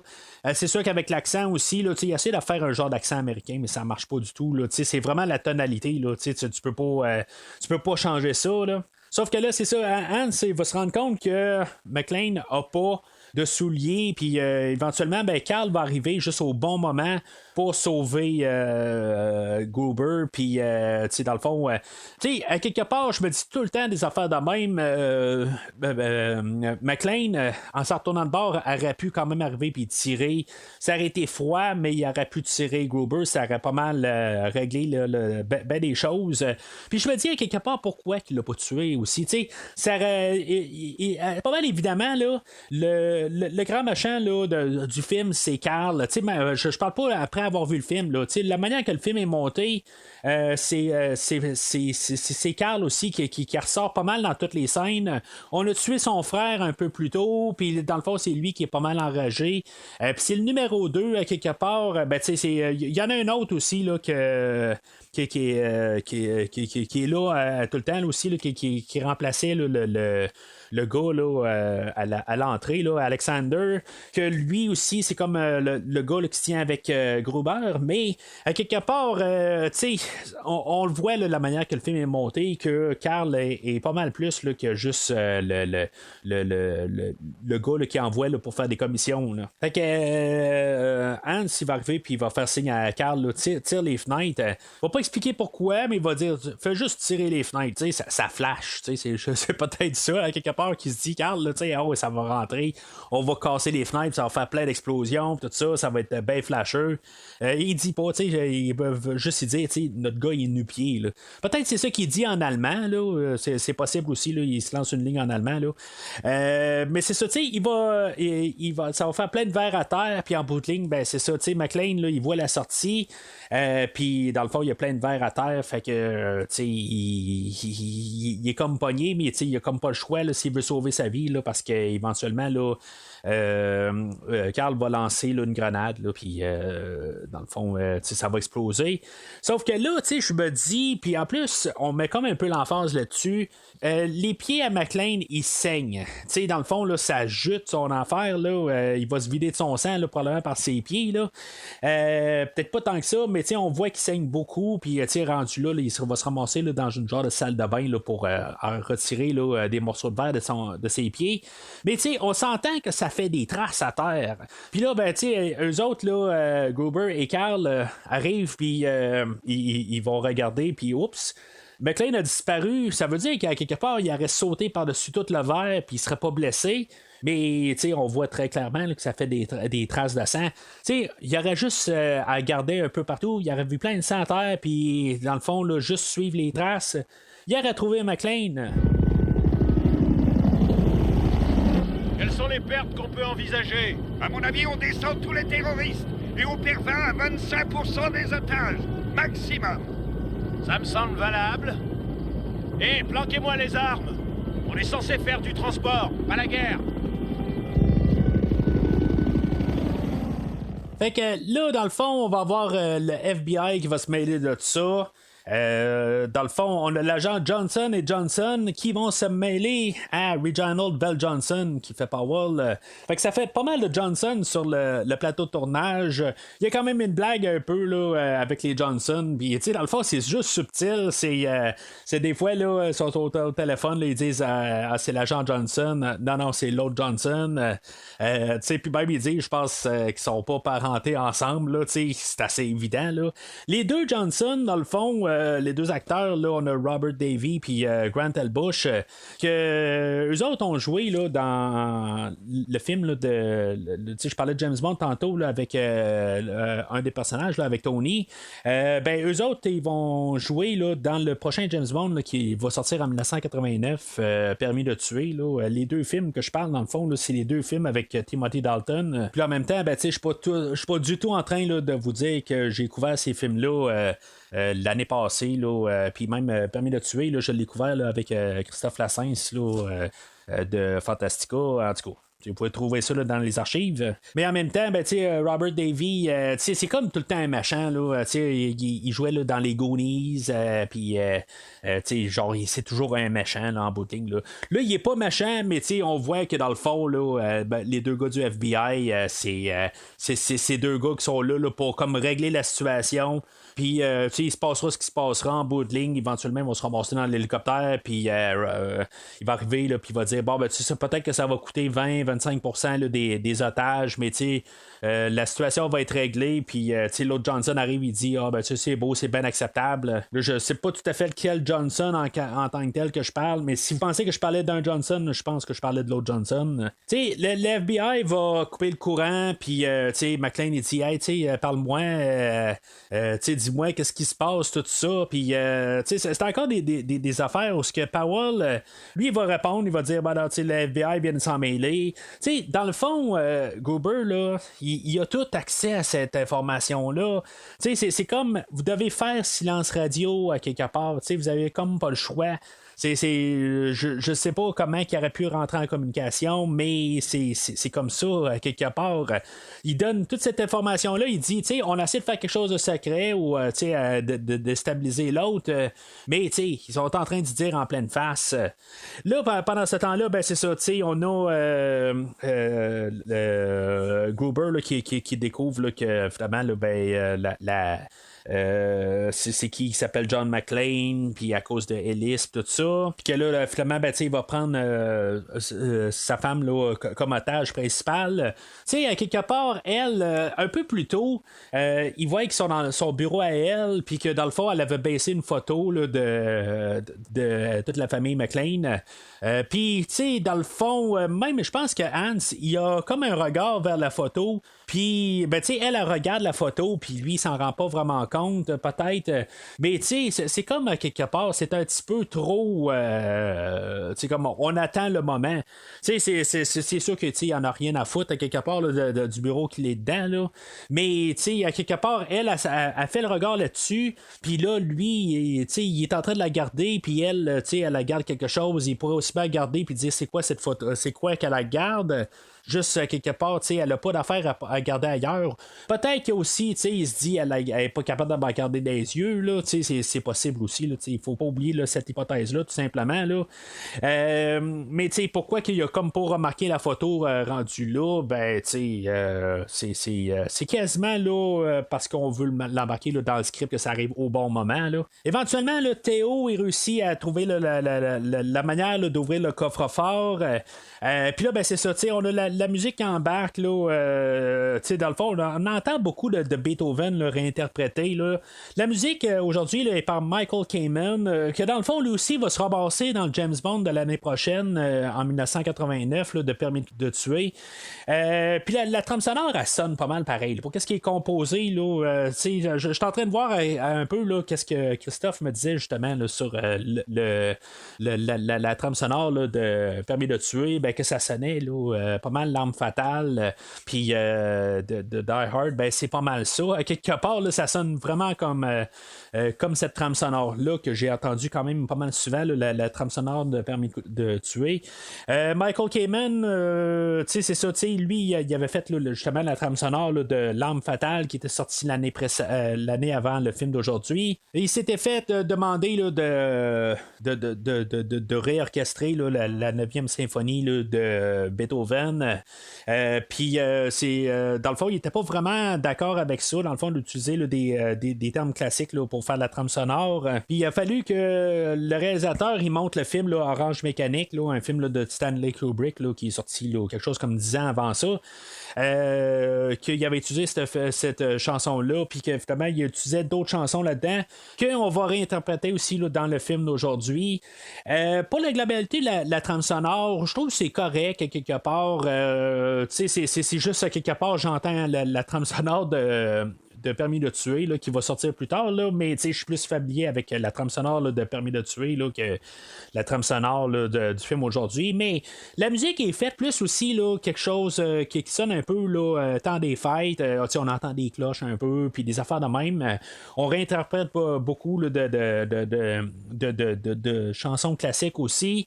Ça fait que la trame sonore est pas traitée. J'ai jamais entendu la trame sonore là, comme trame sonore, mais elle fait sa job là, sans plus en tant que tel là, est correct là, mais Michael Kamen aussi, si vous êtes fan de Metallica là, c'est lui qui va avoir orchestré là, l'album là, S&M qui est un live avec d'orchestration là, des fois là, juste vous mettre en contexte, puis c'est quelque chose que j'ai écouté quand même une bonne couple de fois là. Fait que les otages vont se ramasser sur le toit, puis dans le fond là, l'idée là, c'est de les faire sauter pendant ce temps-là là, qu'ils essaient de comprendre là, que dans le fond qu'ils ont en bout de ligne pourquoi que ça l'a explosé là, rendu là, ils installent des détonateurs, puis c'est ça, à quelque part Bruce Willis il fait un peu ou John McClane là, il fait la déduction, il se dit pourquoi que Hans était sur le toit, qu'est-ce que tu faisais là, t'avais pas d'affaires là. Puis là, ben, il allume que peut-être qu'il y a d'autres bombes qui sont là. À quelque part, ça va un peu là, à l'encontre de tout le film. À quelque part, pourquoi il y a besoin des autres bombes là, rendues là, pour peut-être se rassurer que tout le toit va exploser. Peut-être qu'il voulait faire sauter aussi le bas de la bâtisse, mais on l'a vu un peu plus tôt là, que ça n'a pas fait sauter toute la bâtisse, là, même s'il a fait sauter toutes les bombes qu'il y avait. Là. Fait qu'il déduit assez rapidement là, qu'en bout de ligne, là, tous les otages là, vont se faire tuer là, par l'explosion du haut de la bâtisse. Puis dans le fond, ce qui va se passer, c'est que pendant que le FBI et toute la police se demandent pourquoi qu'est-ce qu'ils ont planté là-dedans, s'ils ont fait les demandes ou pas. On ne sait pas exactement comment que les demandes là, se déroulent à quelque part. Je pense qu'ils prennent ça comme bidon à quelque part, ils le font pas. Ils essaient de juste faire à croire qu'ils vont le faire. Puis en bout de ligne, ben, ils se disent on va foncer dans le tas, on va tuer les terroristes, ça va tuer quelques otages, mais on va régler le cas à quelque part. Là, on commencera pas à négocier avec les terroristes. Fait que comme un peu des deux bords là, sont là un peu à se taper les mains, là, à se dire hé. Je veux dire, moi je les ai là, à croire à quelque chose, finalement c'est quelque chose d'autre. Mais en bout de ligne, le grand gagnant là-dedans, là, c'est Hans, quelque part, qu'en bout de ligne, là, il a réussi à piéger le FBI et puis qu'eux autres vont mourir dans toute l'explosion. C'est vraiment quasiment là, juste des petits aperçus là, à quelque part. Là. Le FBI, là, ils font quasiment un genre de caméo là-dedans, là, juste pour montrer là, que les supérieurs à la police, ben, ils se font ramasser. Ils arrivent avec les grosses têtes, mais quelque part, ils se font ramasser pour montrer comment que Hans, là, dans le fond, là, il était équipé là, pour pas mal tout. Mais McClane, c'est ça, à quelque part, lui, il va se diriger vers le toit et ben, il va se rendre compte là, qu'il y a vraiment des bombes vers le toit. Fait que il va arriver pour essayer d'aller sauver les otages, mais là, c'est le moment de gloire là, pour Carl que lui réussit à trouver là, l'assassin de son frère Tony. Ils vont se battre un peu, c'est comme un peu là, comme toute film d'action de ce temps-là. On se tire dans les murs, on se tire dans des poteaux, puis on se tire dans un peu peu partout, là, puis là, ça fait mal. Puis éventuellement, McClane va réussir à prendre le dessus sur Carl, puis il va réussir à le pendre.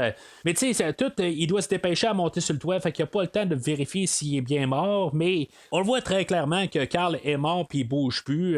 Quand les otages vont descendre du toit, il est là pendu, puis il n'y a plus rien, là, fait que, en tout cas, c'est un peu une triche pour la fin du film, là, mais en tout cas, c'est ça, quelque part, là, c'est juste qu'on l'a pas vu, qu'il ne bougeait plus, là, en tout cas, c'est du cliché, là. McClane va monter sur le toit. Il va essayer là, de capter l'attention de tous les otages pour lui dire vous avez, l'hélicoptère arrive, mais en bout de ligne, ça va exploser ici. Fait que, sauvez-vous peut-être d'en face du détonateur quelque part, puis ça va tout vous exploser d'en face, mais c'est peut-être mieux d'essayer de faire ça que finalement là, de se rassurer là, que vous allez vraiment sauter là, avant que l'hélicoptère arrive. Fait que, tu sais, tous les otages vont descendre, mais c'est ça, tu sais, McClane va tirer dans les airs, puis dans le fond, c'est en train de montrer aux agents du FBI qu'il y a un terroriste sur le toit, puis qu'en bout de ligne, tu sais, il est en train là, d'attirer, de se faire descendre. Fait que, tu sais, c'est sûr que, tu sais, il a peut-être fait malgré la situation, il a peut-être fait la meilleure chose à faire, mais l'autre côté, c'est ça, tu sais, il aurait pu se faire descendre là par un des Johnson. Puis, tu sais, dans le fond, si on voulait comme montrer là, comment une simple personne là, pouvait devenir un Rambo, tu sais, ça devient pas mal ça, en quelque part, là, c'est les grosses explosions là, sur le toit de la bâtisse. McClane qui va s'attacher là, à une hausse là, d'incendie là, pour pouvoir descendre là, de la bâtisse. Au lieu de. Dans le fond, il est comme pogné où ce qui est pogné. Là, dans le fond, je sais pas s'il n'aurait pas dû essayer là, d'aller reprendre la porte pareil là, comme toutes les autres, là, mais en tout cas, c'est comme un peu la manière super rapide là, pour essayer là, de descendre. D'être pogné sur le bord de la bâtisse, je sais pas si c'est la bonne affaire, la meilleure situation. Là, je pense qu'en tout cas, je sais pas, à quelque part, je pense que j'aurais pris mon risque là, puis essayé là, de prendre la porte. Là, je pense que c'est ça que j'aurais fait personnellement. Là, pour vraiment sauter en bas de la bâtisse, même si c'est attaché à une hausse. Là. Bon, il y a la solution où ce qui arrive, puis là, avec son revolver, il réussit à sauter, à faire à briser une fenêtre puis rentrer là, mais en tout cas, c'est pas l'idéal, on s'entend, là. Fait que, en tout cas, il réussit là, à sauver du toit, puis nos deux agents Johnson et Johnson, ils se font tuer là, dans l'explosion du toit. Pendant ce temps-là, on a Argyle qui est dans le sous-sol, puis que dans le fond, il se rend compte là, que le fourgon là, qui sont arrivés avec, il y avait une genre d'ambulance là, dans le fourgon, puis ils vont se sauver là, dans cette ambulance-là, dans le fond, pour essayer là, dans le fond, ils vont arriver et vont dire il y a une ambulance qui sauve, là, dans le fond, il y a un blessé, tout ça. Ils vont se mêler dans la foule, mais ils vont se sauver de là, puis personne ne va s'en rendre compte. Idée que je pense qu'on va reprendre dans le 3, mais en tout cas, je vais en parler plus tard. Là, ça fait quand même un bon bout là, que j'ai vu le 3e film. Mais Argyle, c'est ça, il va percevoir Théo, puis il va lui donner un coup au visage, puis ça va être pas mal ça. Dans le fond, Théo, lui, ça va être un des seuls qui va survivre là, dans tous les terroristes. Je crois qu'il va survivre, il va rester 2 terroristes à la toute fin qui va avoir survécu là, sur les 10. Dans le fond, là, du côté à McClane, il va. Là, il sait que dans le fond, sa femme est en otage par Gruber. Puis c'est ça, dans le fond, il reste 3 terroristes. Il reste Gruber, il reste Alexander, puis il reste Christophe. Christophe, lui, dans le fond, il va manger un coup au visage, puis il va se faire assommer là, à moins que, dans le fond, ça y a cassé le cou en même temps, là, peut-être, là, mais en tout cas, ça va être le 2e survivant dans tout ça. Puis c'est ça, dans le fond, là, ça va être comme un peu là, la finale des choses, où ce que McClane va savoir attacher un fusil dans le dos, puis comme pour peut-être un peu là, un petit clin d'œil à Noël rendu là, il va s'envelopper là, comme un cadeau là. Puis Puis c'est ça, tu sais, dans le fond, Alexander, lui, va manger une balle dans la tête. Puis, tu sais, Gruber, ben c'est ça, tu sais, il va manger une balle, mais tu sais, ça ne sera pas fatal. Il va tomber, dans le fond, là, de la bâtisse. Puis ça, c'est quelque chose là, qui va avoir vraiment changé beaucoup là, dans le livre. Dans le livre, c'est ça, c'est sa fille qui est en otage à la toute fin. Et sa fille va tomber avec Gruber. Ça fait une fin très noire pour la fin du livre. Puis même dans le livre, toutes les blessures là, que McClane, dans le fond, là, que Joe Leland reçoit, tu sais, c'est que supposément que le livre finit assez ambigu. Est-ce qu'il va survivre ou pas là, à la toute fin du livre? Mais en même temps, tout le ton du livre n'est pas pareil. Là. Il est plus sombre. Tu sais, en même temps, le personnage est plus âgé. Il essaie de reconnecter avec sa fille. Tu sais, dans le fond, puis en tout cas, il y a plusieurs autres affaires là, d'après ce que j'ai pu comprendre. Là, mais c'est ça. Tu sais, en tout cas, c'est très sombre comme fin. Mais là, c'est ça, c'est une fin typique Hollywood. Là, c'est comme un peu le dernier coup, quelque part. C'est comme l'affront final. C'est assez, dans le fond, on a parti en gros, on a parti en petit, on est devenu très gros. Puis là, on a comme la finale toute simpliste, dans le fond. Là, c'est vraiment juste comme homme à homme, quasiment. Là, dans le fond, c'est pas très, très une grosse finale. Rendu là, tout simplement, là, on a Hans qui s'est accroché à Holly, puis en bout de ligne, il est accroché à la montre à Holly, puis on défait la montre, puis Gruber il tombe à sa mort et ça finit pas mal là pour la grosse histoire. Fait qu'ils vont descendre de la bâtisse, puis là, finalement, ils vont se rencontrer là, dans le fond, là, face à face, McClane, Powell, Holly, dans le fond, là, on suppose que tout c'est pas mal replacé. En tout cas, ils vont avoir peut-être un petit peu des discussions avec un petit peu moins de flémèche dans leur conversation qui vont suivre plus tard dans la soirée, là, probablement. Je pense que les flémèches ont pas mal passé là, dans toute la soirée. Là, mais c'est ça, dans le fond, là il y avait le personnage de Powell, que c'est ça, il a comme expliqué là, dans sa vie là, que là, il sortait plus son revolver, puis là, c'est ça, je disais tantôt, est-ce que ça faisait partie du livre ou pas? Puis là, ça vient du livre aussi, que Carl n'était pas mort finalement, puis que finalement, Powell, c'est lui qui va descendre Carl. Mais tu sais, si ça a été rajouté pour le film, là, qu'en bout de ligne, là, c'est là finalement qu'il ressort son âme pour la première fois pour sauver tout le monde. Dans le livre, le personnage de Robinson se fait descendre à cet endroit-là. Dans le fond, ça aurait été comme un peu gratuit pour le film, là, mais tu sais, on sentait que Robinson était un enfoiré pas mal tout le long du film, puis que qu'il aurait mangé une balle juste en se levant, puis ça aurait tué Robinson. On s'entend dans ce genre de film-là. Probablement que ça aurait été satisfaisant un peu là, pour le téléspectateur. Mais je trouve ça tellement drôle, quelque part. Powell, il sort son revolver. Puis là, tout d'un coup, il descend à Carl. Puis c'est comme, finalement, il a ressorti son arme. Puis il a repris confiance en lui. Là, tout d'un coup, Argyle, lui, sort avec sa limousine du sous-sol. Puis Powell, il est tout de suite prêt là, à l'attaque. Tout de suite, là, c'est comme, il l'a ressorti. Puis c'est lui qui est prêt à faire le Rambo. Mais je trouve ça drôle pareil, Carl qui revient, c'est comme c'est cliché au cinéma, mais c'est comme c'était déjà écrit dans le livre genre 10 ans avant. C'est comme quelque part, j'étais sûr que c'était un rajout du film. Puis quand j'ai vu que c'était dans le livre, j'ai fait comme j'étais vraiment surpris là, de savoir que ça avait été écrit sur la page. Fait que le journaliste Thornton, lui, essaie de demander un peu là, le commentaire sur qu'est-ce qui s'est passé, puis Holly, elle va y foutre un coup de poing au visage. Quelque chose qui va être pas mal une grosse partie là, du deuxième film, là, si je me rappelle bien. Puis le film finit pas mal là, avec la chanson là, de Let It Snow.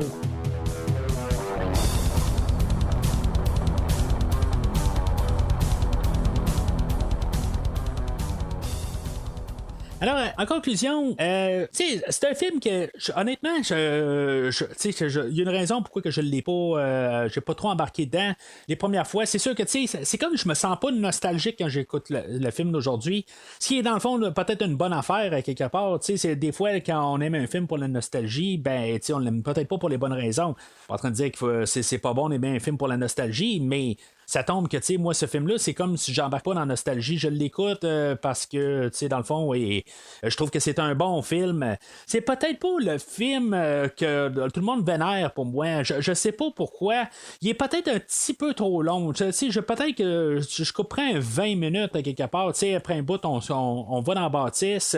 Tu sais, on poursuit McClane. Puis, tu sais, je sais pas exactement pourquoi. Quelque part, je trouve qu'il y a peut-être trop de contenu. Je trouve que, tu sais, oui, on arrive puis on essaie de placer ça dans un monde réel, mais je sais pas, tu sais, il y a peut-être un peu trop de tournage en rond. On essaie de montrer que oui, ça a du sens pour telle affaire, pour que, tu sais, John McClane et Powell se parlent, mais quand on a Gruber qui écoute de l'autre bord, ben, tu sais, dans le fond, vous êtes en train de dire qu'est-ce que l'autre n'est pas supposé de savoir, mais vous êtes en train de vous le dire directement pendant que l'autre écoute. Mais, tu sais, je suis capable de reconnaître que c'est un très bon film. Tu sais, c'est un film supérieur aux Larmes fatales? C'est un film supérieur aux Flics de Beverly Hills? J'ai de la misère à placer ça au-dessus de ça. C'est ça l'affaire. Il y a des films là, de Schwarzenegger, Double Détente, qui est sorti la même année, dans tous ces genres-là, que ça va être des films que je vais plus écouter dans le style popcorn, puis que je vais embarquer plus. Le film d'aujourd'hui, c'est quand même un genre d'hybride. C'est un film popcorn, il veut placer ça quand même correct. Il essaie de placer le bon ton. Tout est bien fait en tant que tel. Il n'y a pas rien de mal avec le film d'aujourd'hui, mais je me vois mal à dire que c'est le film ultime immanquable qu'il faut absolument écouter. Ben, tu sais, oui, peut-être qu'il faut le placer là, dans les films essentiels là, d'action, mais tu sais, il y en a beaucoup d'autres à écouter avant d'écouter le film d'aujourd'hui. Tu sais, c'est un verre. Tu sais, je suis pas en train de dire qu'il y a un peu de jaune là-dedans. Non, tu sais, toute la manière qui est montée, la manière que toute l'histoire, tu sais, pour son univers, ça fonctionne. Tu sais, je suis pas en train de dire qu'il y a tous des gros trous dedans puis que ça marche pas, tout ça. Dans son univers, ça fonctionne, tu sais, puis ça fait qu'est-ce que ça a, sa job qu'elle voulait faire, c'est faire un film popcorn, puis ça marche. Puis je trouve pas vraiment de choses négatives à dire dans le film, tu sais, toute l'action, elle fonctionne. Bruce Willis, il est le fun à garder, tu sais, tout son personnage, tout embarque bien. Alan Rickman aussi, tu sais, il est A1. C'est juste que, tu sais, je pense que c'est une question de longueur. Je pense que dans le genre de film que c'est fait, là, dans le film Popcorn, je pense qu'un bon 20 minutes, une demi-heure, on aurait un film qui serait plus tight, puis un film que je pense qui serait pas mal plus solide. Là, souvent, là, vers le 1h40, 1h45, je commence à arriver puis à garder ma montre un peu. Tu sais, c'est pas que je trouve ça ennuyant, mais c'est un petit peu trop long. You could have gone all the way. You could have made Chief. No, I knew I could never make it.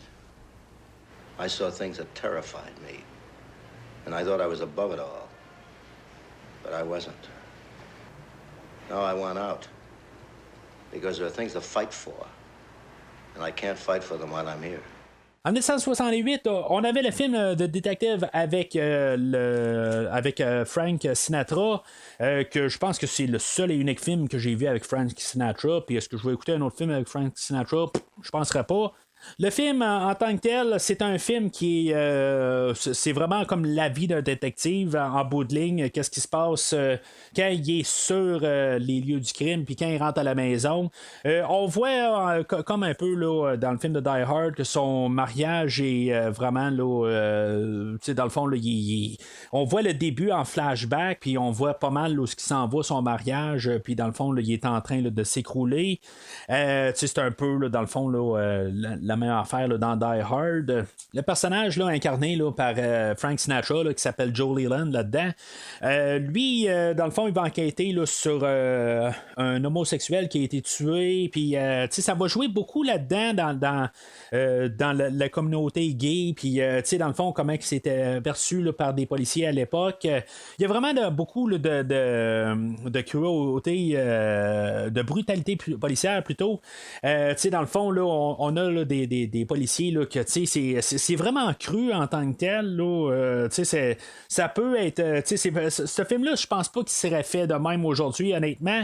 C'est le personnage là, de Joel Leland est quand même correct là-dessus. Il n'y a pas vraiment de problème. Là. C'est vraiment alentour où ce que vraiment toute la brutalité policière, où ce que dans le fond, là, t'es un homosexuel, là, t'es de la merde quasiment. Là, c'est quasiment ça que ça dit. Là, dans le fond, là, t'es un bas de la société. Puis ça joue avec ça aussi, là, que le fait là, qu'il y a un.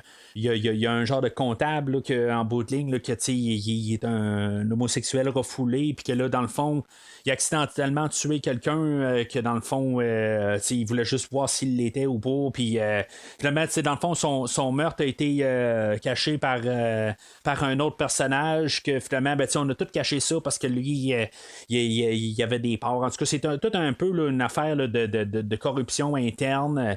Puis que finalement, il y en a un autre qui est mort sur une chaise électrique pour ça. Puis, tout était. Il y a comme 2 enquêtes dans tout le film, mais en bout de ligne, là, c'est pour montrer là, que finalement, il y a toute une conspiration dans la police à quelque part. C'est tout un peu là, du lèche derrière rendu là. C'est qui fait le meilleur job, c'est qui est capable là, de lécher des derrière des supérieurs, puis de bien paraître devant la police, puis de dire des bons termes, puis tout ça, dans le fond, c'est des choses que quand même, il est le fun de voir quand même que même en 1968, on avait des idées de corruption, puis que, dans le fond, si tu fais des bonnes affaires à quelque part, je dis bonnes en guillemets, là, mais tu fais les choses qui font paraître bien, c'est là que tu vas réussir à monter comme lieutenant.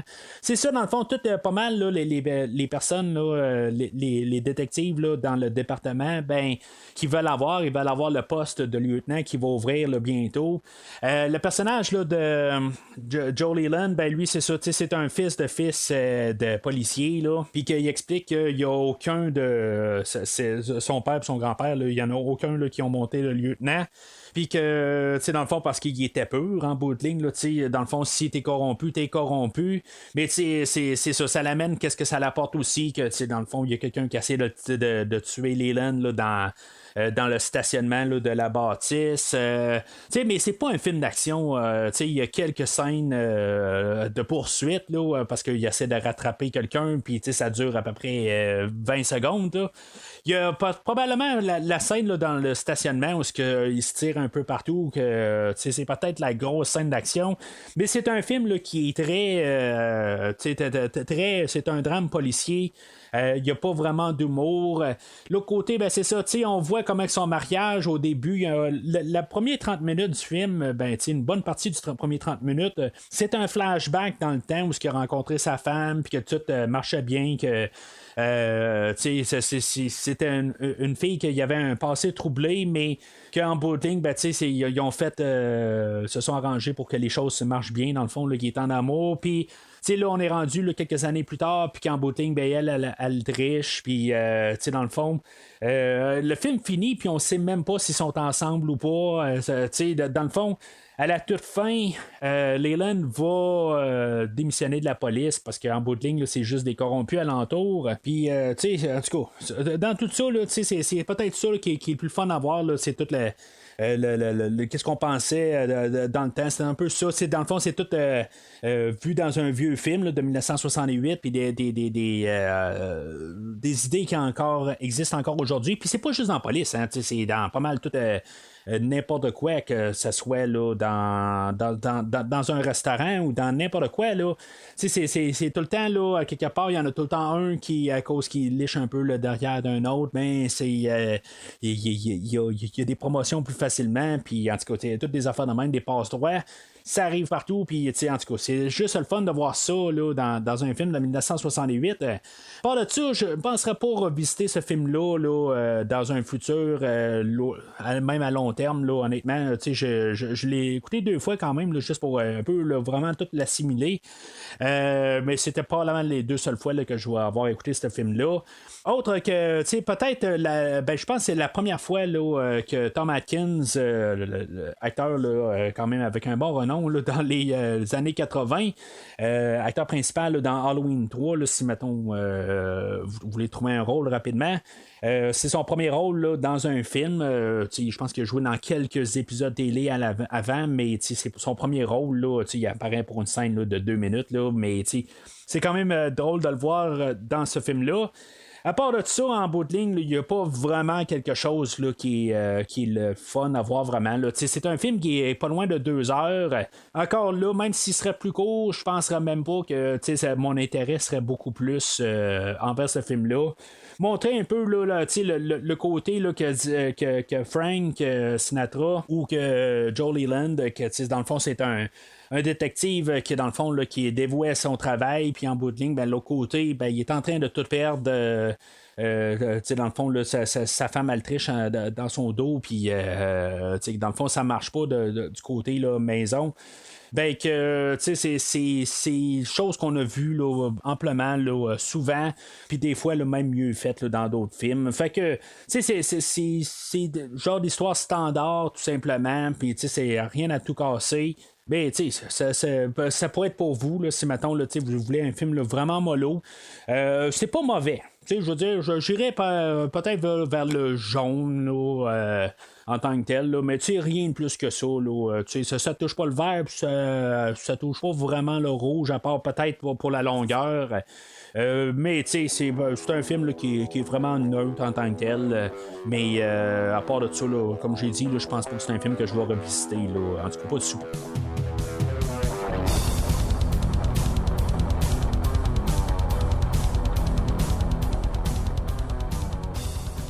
J'ai posté sur le site de Facebook du podcast genre un sondage de comment que vous cotez Die Hard ou Piège de cristal là, dans le fond où vous avez voté unanimement là, 100% un vert. Fait que je pense qu'on voit un peu pareil.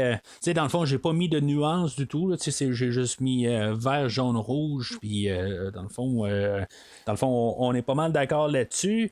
C'est pas que je m'attendais à vraiment autre chose, là, mais ça aurait pu. Puis honnêtement, là, j'ai joué un peu avec l'idée là, si mettons j'allais vous troller un peu, puis peut-être juste mettre le jaune puis le rouge, voir qu'est-ce que ça allait faire. Mais en tout cas, fait que quelque chose que je vais essayer de faire là, les prochaines semaines, là, juste avant de publier l'épisode, là, vous demander comment que vous cotez le film, puis au moins qu'on puisse voir là, des fois là, savoir comment que le monde vote, puis garder ça aussi là, comme en guillemets officiel là, au podcast.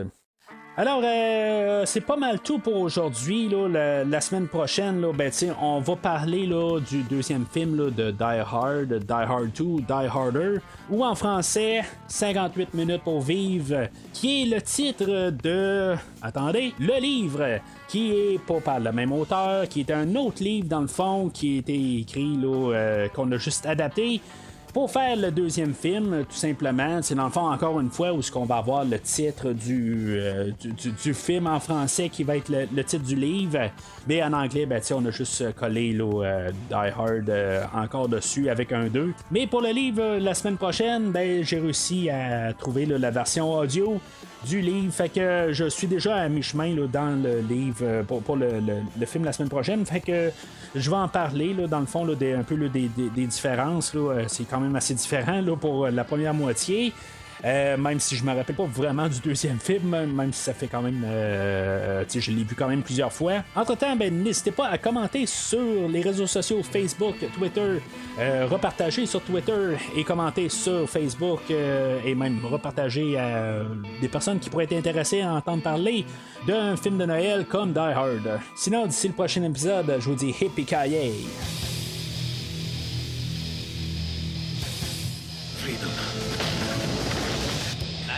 Merci d'avoir écouté cet épisode de Premier Visionnement. J'espère que vous vous êtes bien amusés. Je vous donne rendez-vous la semaine prochaine pour la couverture d'un autre film. Si vous voulez entre-temps regarder le catalogue complet du podcast et télécharger des épisodes passés, rendez-vous sur premiervisionnement.com. Vous pouvez aussi suivre le podcast sur plusieurs plateformes, dont Apple Podcast, Spotify, Podbean, Google Podcast, Amazon Music et YouTube. N'hésitez pas à donner une critique de 5 étoiles sur la plateforme de votre choix. Vous pouvez également suivre Premier Visionnement sur Facebook et Twitter pour rester informé de nouveaux épisodes. Premier Visionnement a besoin de votre aide pour grandir. Vous pouvez partager le podcast avec vos amis qui s'intéressent au cinéma de tout genre. Vous pouvez aussi contribuer monétairement au podcast afin d'aider à couvrir certaines dépenses liées au stockage des épisodes et la maintenance du site Internet. Afin de vous encourager à contribuer, je propose de couvrir la trilogie de films de votre choix pour toute contribution de plus de 15$ avant la fin 2022. La trilogie choisie sera couverte dans les 6 premiers mois de 2023. Pour plus de détails sur la façon de contribuer, rendez-vous sur premiervisionnement.com. En espérant vous voir au prochain épisode. All right, that's it. Security, you're out of here. What did you say?